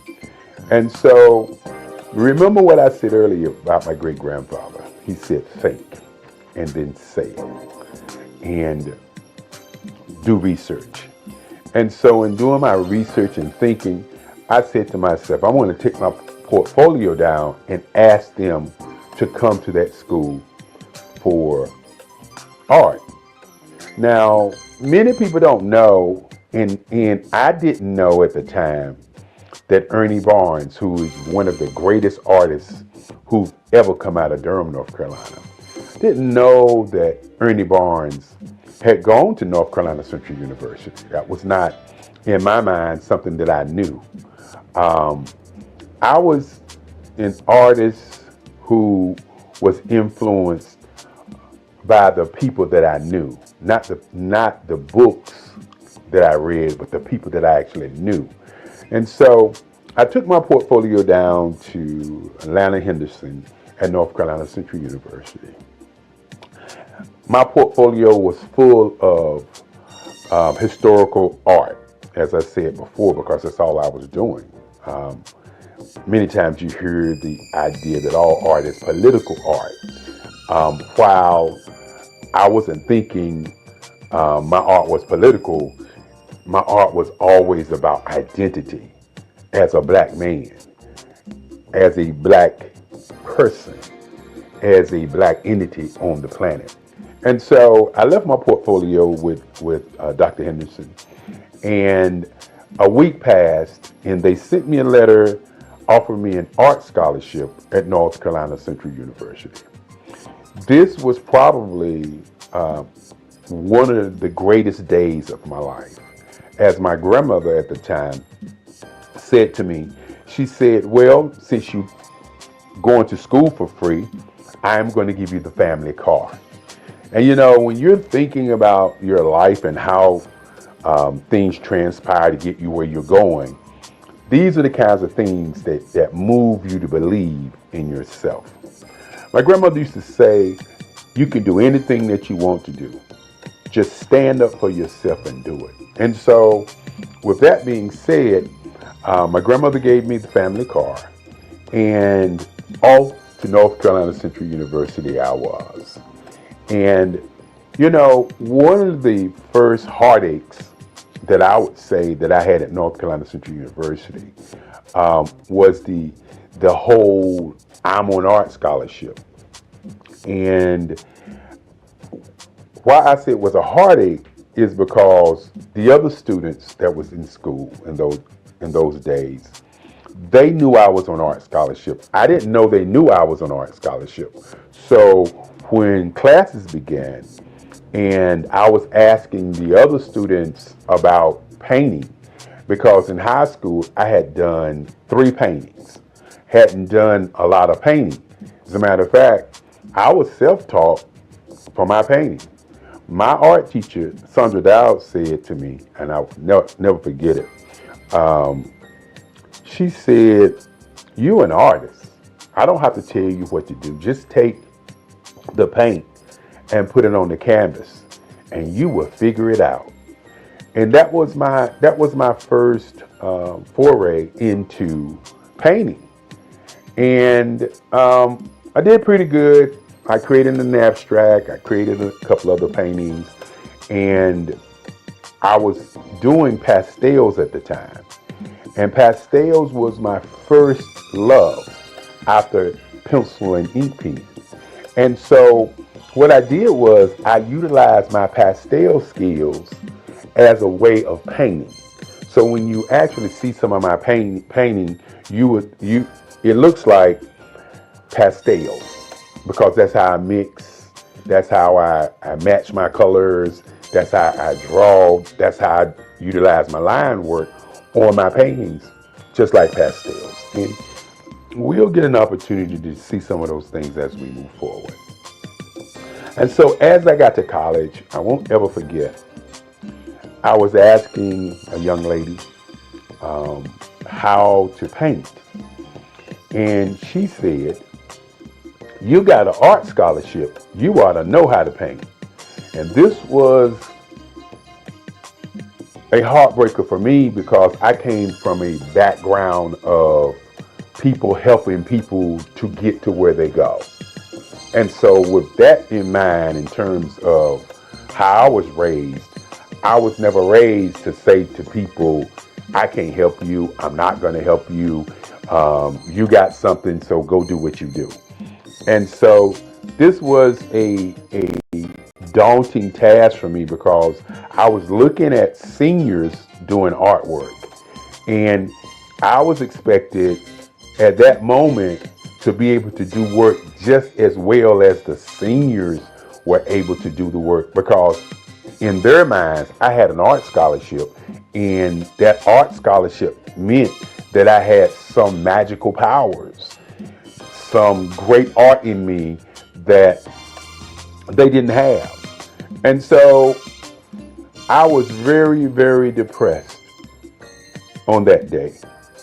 I remember it like it was yesterday, because what I did was, as they laughed at me, as they looked at me with those eyes of, you know, I don't know why you got an art scholarship if you can't paint kind of feeling, I just walked out of the classroom, got into my car, and I drove home. And I sat in my house, in my grandmother's house. I sat there and I just thought, why am I going to college? Do I want to go back to college? Do I want to continue this thing called art? I wasn't sure. I just sat there and sat there and sat there. And then in the back of my mind, I could hear Sandra Dowd saying, you know, you're an artist. All you got to do is put the paint on the board and work it out. I could hear Miss Corbett saying, when I brought her the pieces of artwork, oh, this is great. I'm going to be able to talk about Macbeth today, and we're going to utilize these pieces. I could hear in the back of my mind Miss Cousin saying, when you look at Eric Kelly, he looks dumb. But when he opens his mouth, he is brilliant. He holds class from one side of the classroom while we are doing class, and he can answer all the questions about history. And I could hear these things in my mind while I was sitting there thinking, do I even want to go back? I tell people all the time that peer pressure is a major pressure on many people if they can't handle it. Fortunately for me, my great-grandfather, my grandmother, and my moms always said to me, you can do whatever you want to do. Listen to what you want to do first and follow your dream. And so my art class was on Monday, Wednesday, and Friday. And my class that I went to was on a Monday. On Tuesday, I didn't go to art class. Wednesday, I didn't go to art class. So on Thursday, I decided that I'm going to go over there to North Carolina Central, and I was going to paint. Now, you got to understand, as a young kid, a young black man, when you're thinking about your identity, you're thinking about what you want to do, and people are pressing against you and doubting who you are and really identifying and seeing who you are. You gotta understand, you're not the guy that I am today. You are a young man who has fear, a young man who's uncertain, a young man who is asking the question, why am I here? And so on that Thursday, I went to the art department at 4 o'clock when I knew most of the students were not there. And I went to my board and I pulled out my paints and I started painting. And I just kept painting.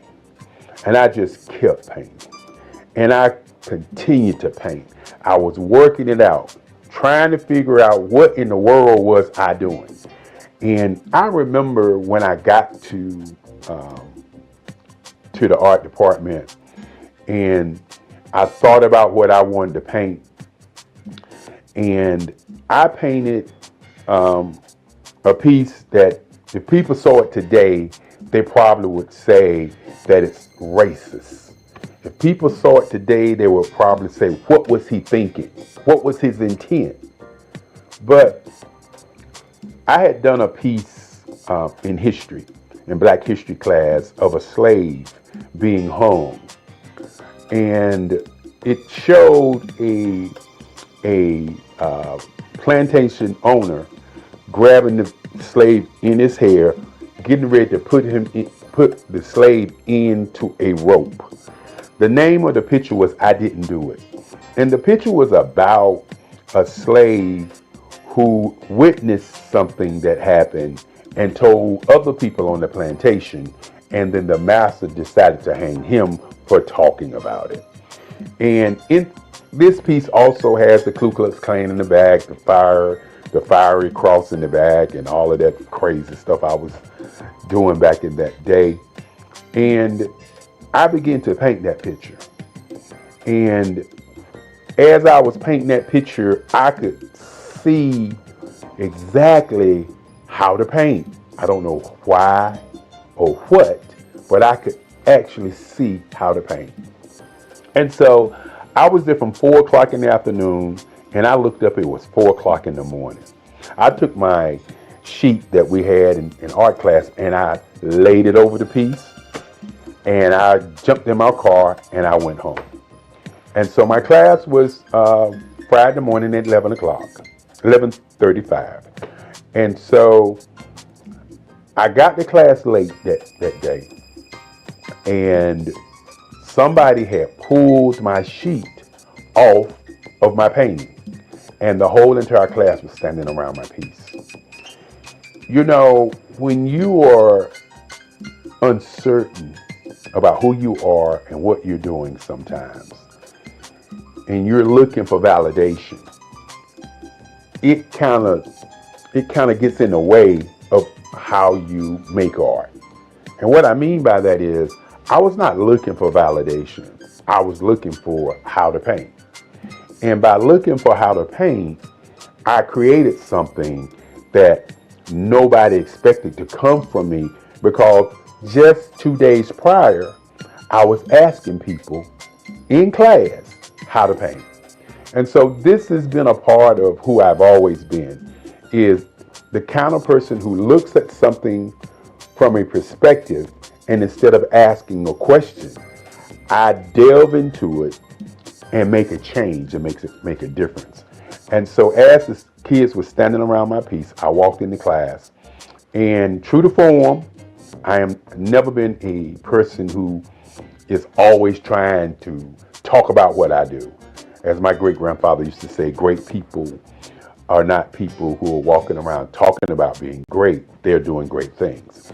And so I walked in and I walked past the students, and I started to pull out my paints in my box. And one of the students said to me, and this was a moment in my life when I really realized that I didn't need validation from people in me making my art. I just needed to continue making art. One person said, "That's not yours. What are you doing?" And I turned and I looked at the student, most of us seniors, and I said, "It is mine." I said to them, I worked on it from 4 o'clock until 4 o'clock yesterday morning. And then one of the students just said, "I just can't believe it." And I just turned and began to work on my work. This has been what's happened to me in art all my life.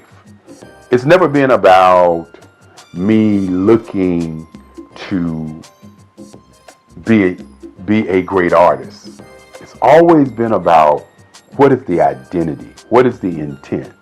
Why do I draw? What about this practice that I have? What about this museum that I have that makes me continue to draw and paint? And so in college, it was very, very interesting after that time as I created my first piece. And then all of a sudden, the other students start asking me questions about how I did it. And that was more important to me than anything else. Not that I did it, but being asked how. And as I said before, I utilize my artwork or utilize my painting as I was doing pastels. Pastels was my first love. And once I got to college, I had to begin to think about what my identity, what I was going to do in art.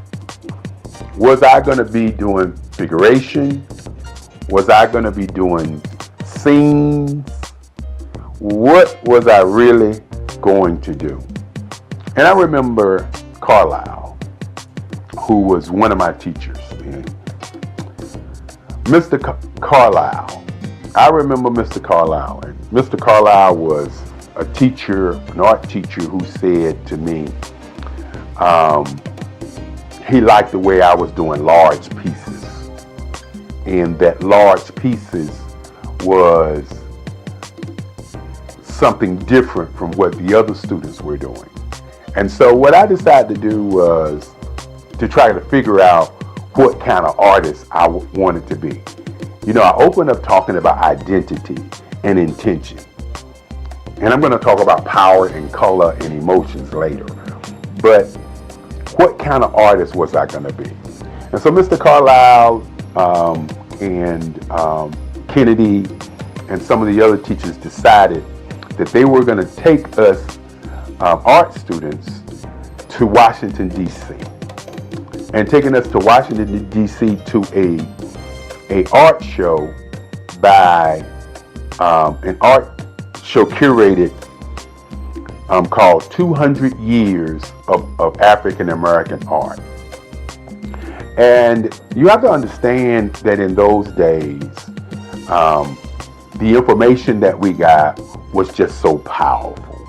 It was not information that we didn't look at the information, but we looked at the information and worked on analyzing why it existed.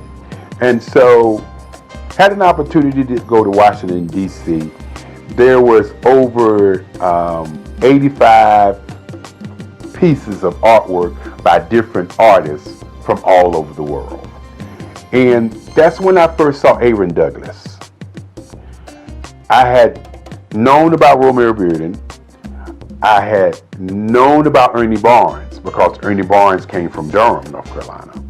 And I knew about Ernie Barnes because of Good Times. And I knew about Ernie Barnes because he went to Hillside, that same high school that I went to. And many times when we were drawing as young kids, we would always get, you try and draw like Ernie Barnes. That's Ernie Barnes. That kind of like Ernie Barnes. And so my mind was like, I didn't want to be a copy or a duplicate of any other artist, but I wanted to know what these other artists were doing and who they were. And then I ran across a man by the name of Charles White. And this is where my entire existence was shook. Because I believe that art is the expression of how one feels. And we walked into this big room. And on this room was a mural. And this mural looked like I drew it. It looked like my work. Mr. Carlisle said it. Mr. Kennedy said it. And I was looking at it and I was like, how can this be? How can this man's work be like my work? And who in the world is Charles White? And so this was a journey to kind of discover who he was, why he drew the way that he drew, what was the political part of the kind of art that he was doing. And more importantly, in those days, some artists was doing something that they call today super realism. And that's what Charles was doing. Charles was drawing these pieces with asymmetrical lines, and the line work was just so awesome. And so after discovering Charles White, I began to study Charles White. And of course, I was always studying Ernie Barnes. And so I had to figure out what I was going to put in the art canon. Was I going to continue to draw these kinds of pieces like the Charles Whites? Was I going to continue to draw the pieces like Ernie Barnes? And so I talk about intention and identity and what my work really represents.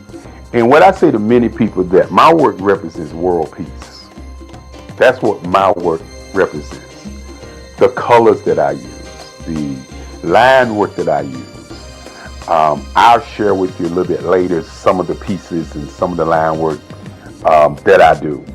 But my work is about bringing people together, having them to see each other without seeing black or seeing white, without seeing color. I decided that I would do portraits,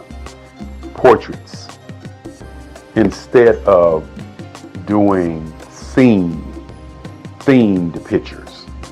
Now, I still do theme and scene work also, but I decided that I would do portraiture, that I would do portraits, and that I would take colors and use them as emotional tones.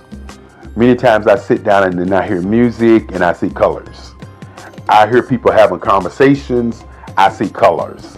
And so I decided that doing portraits of people and how they feel and how they look would be an impact on how people feel.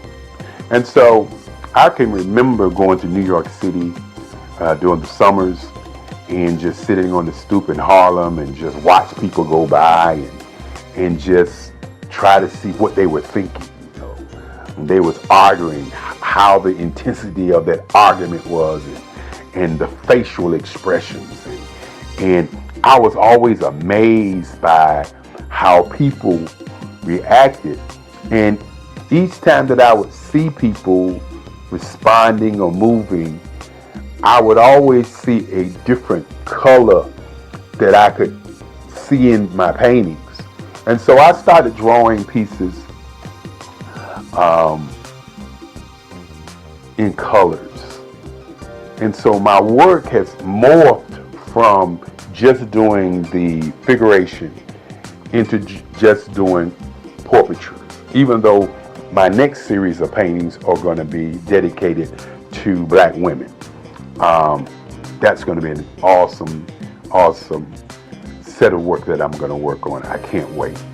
And so when you look at my work and you look at my portraits, you'll notice that I'm working to capture an emotion. When I do a piece in green and white, I'm looking at capturing an emotion. When I do a piece in a red, white, and blue, or as the Nipsey Hussle piece that I did, or as I would say, the rap piece that I did, which is a piece that shows the California colors, the American colors, and the African colors. And so I'm utilizing all these colors to make you, the viewer, see an emotion and get a feeling from that particular piece. My intent is to push you away from looking at a scene, but looking at how somebody is being seen. And that's what my portraiture work is all about. For the last 20 years, I've worked on work that transcends time. Pieces on my grandmother, my mother, in what I call lines, colors, and emotions. And when you sit back and you think about that first day in college when I didn't know how to paint, and you think about now where I'm painting every day, you can understand what identity for me has always been about. We hear about Black female artists. We hear about white women artists. We hear about white men artists, the Michelangelos, the Monets, and all of these guys, the Picassos. But what we don't hear is about many Black men artists and what is their intent and identity in the Black art canon. I don't want to be revered as a Black artist. And one of the reasons that I moved into doing the kind of work that I'm doing is because I want to be revered as an American artist. I don't want to be revered as a Black man artist, even though I'm a Black man. I want to be revered as an artist that painted people, portraits in different colors to get emotions from the viewer.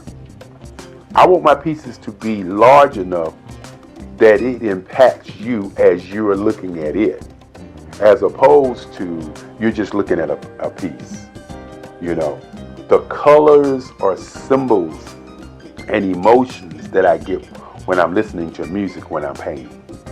And so I want my audience to begin to look at my pieces as if it's an emotion, not just a painting, an emotion. And when you talk about all art being political, my work is about, again, how do we develop world peace through art?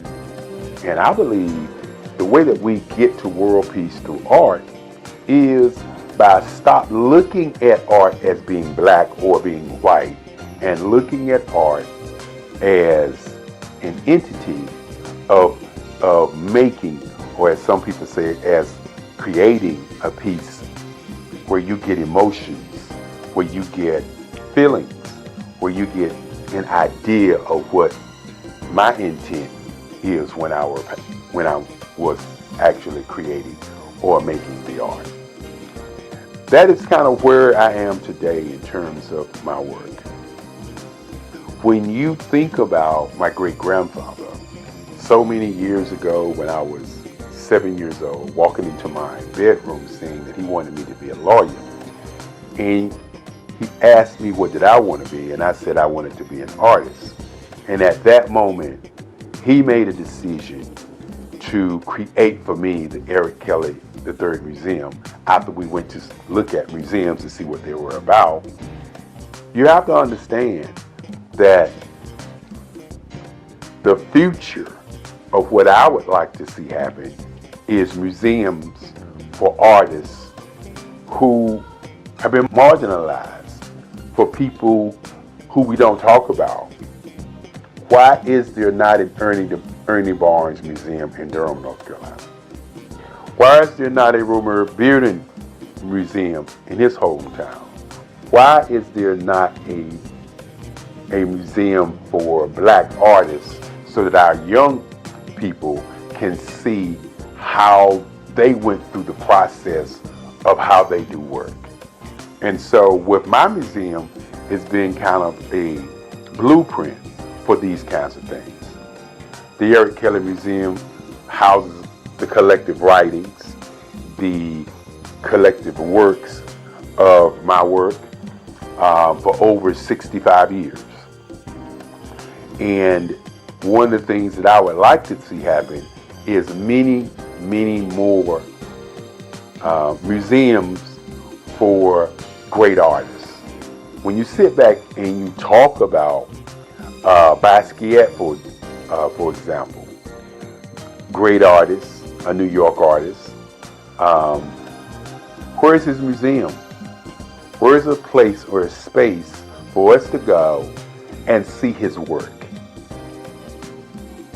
I talked about Ernie Barnes, or Charles White, for instance.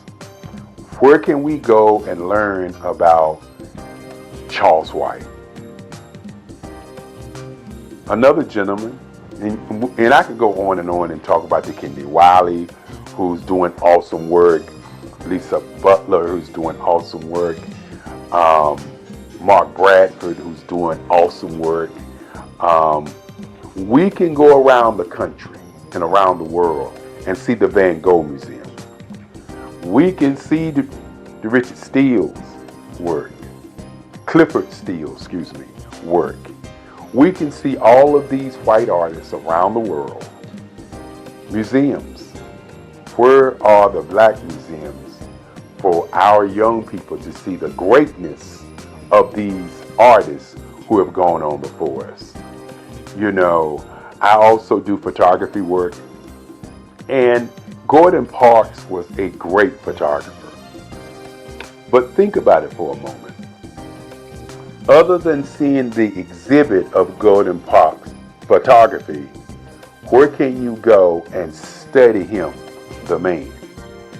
One of the reasons that I'm doing this video is because when you look at or talk about artists, many times we have people to narrate what was that artist thinking about, okay? And what was he feeling about what he was doing? And you don't get the conversation from the artists. The artists don't talk about the line work. The artists don't talk about the color.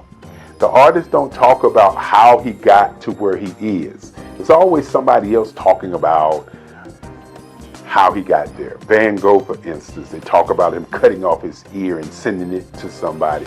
They talk about the Starry Night piece.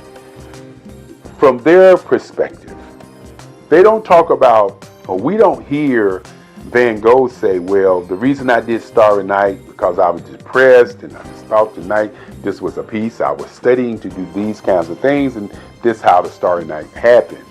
We don't get that story. So you really don't know the intent. And so I want to do a conversation about the intent of my work.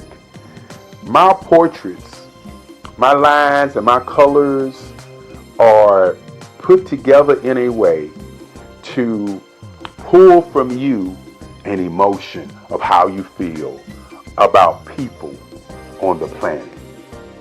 My pieces are human landscapes.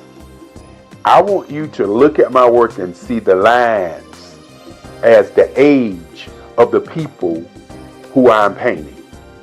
When I talk about sitting in North Carolina on my stoop, or sitting in New York City, or going to Chicago, going to New Orleans, going to California, and going to all these different places and watching people, I want you to understand that I'm watching people to see how they move, how they react, how they respond, what makes them them.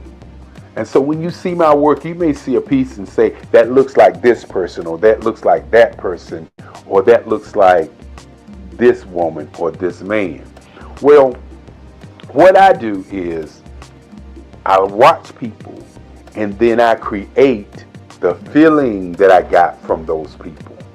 So while my pieces may look like certain folk, in my mind, they are sending out a message of emotion, feelings, and ideas and presence.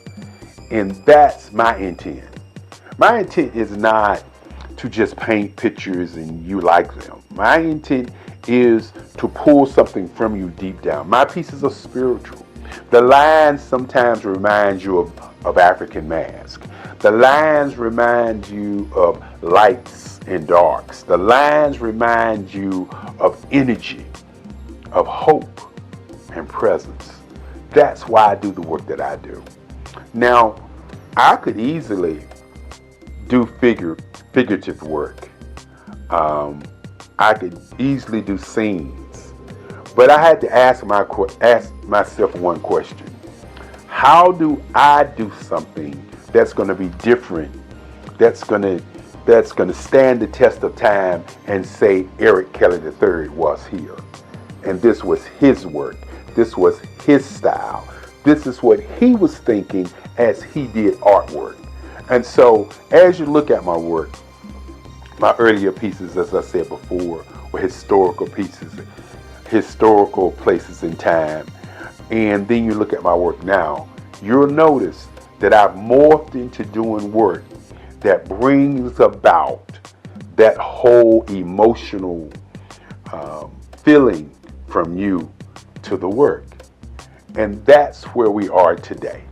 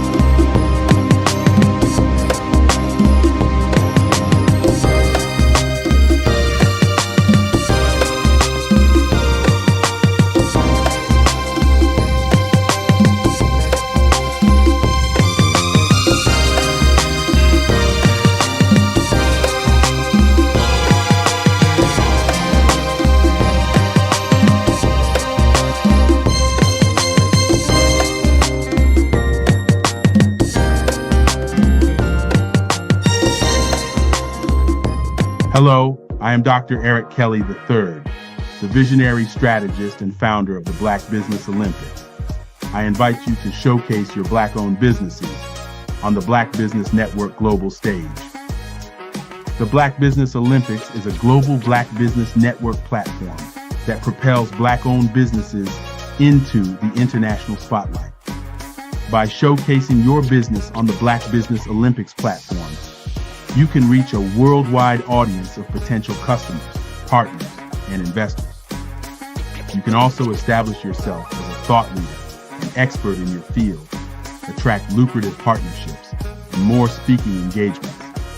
In addition, the Black Business Olympics platform provides a valuable opportunity to connect and collaborate with like-minded entrepreneurs and business professionals from around the world.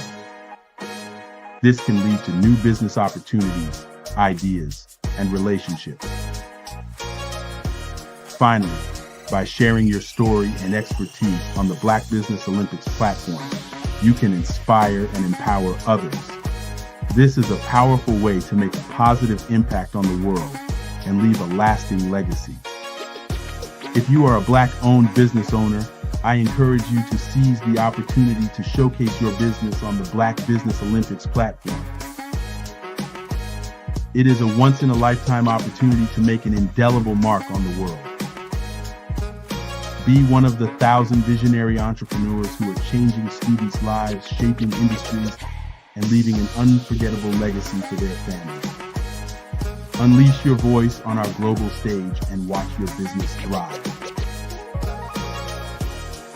Black Business Olympics is one of the largest Black business showcases in the history of Black business in the world. Yes, the entire world. Just give me a call today at 919-308-9090.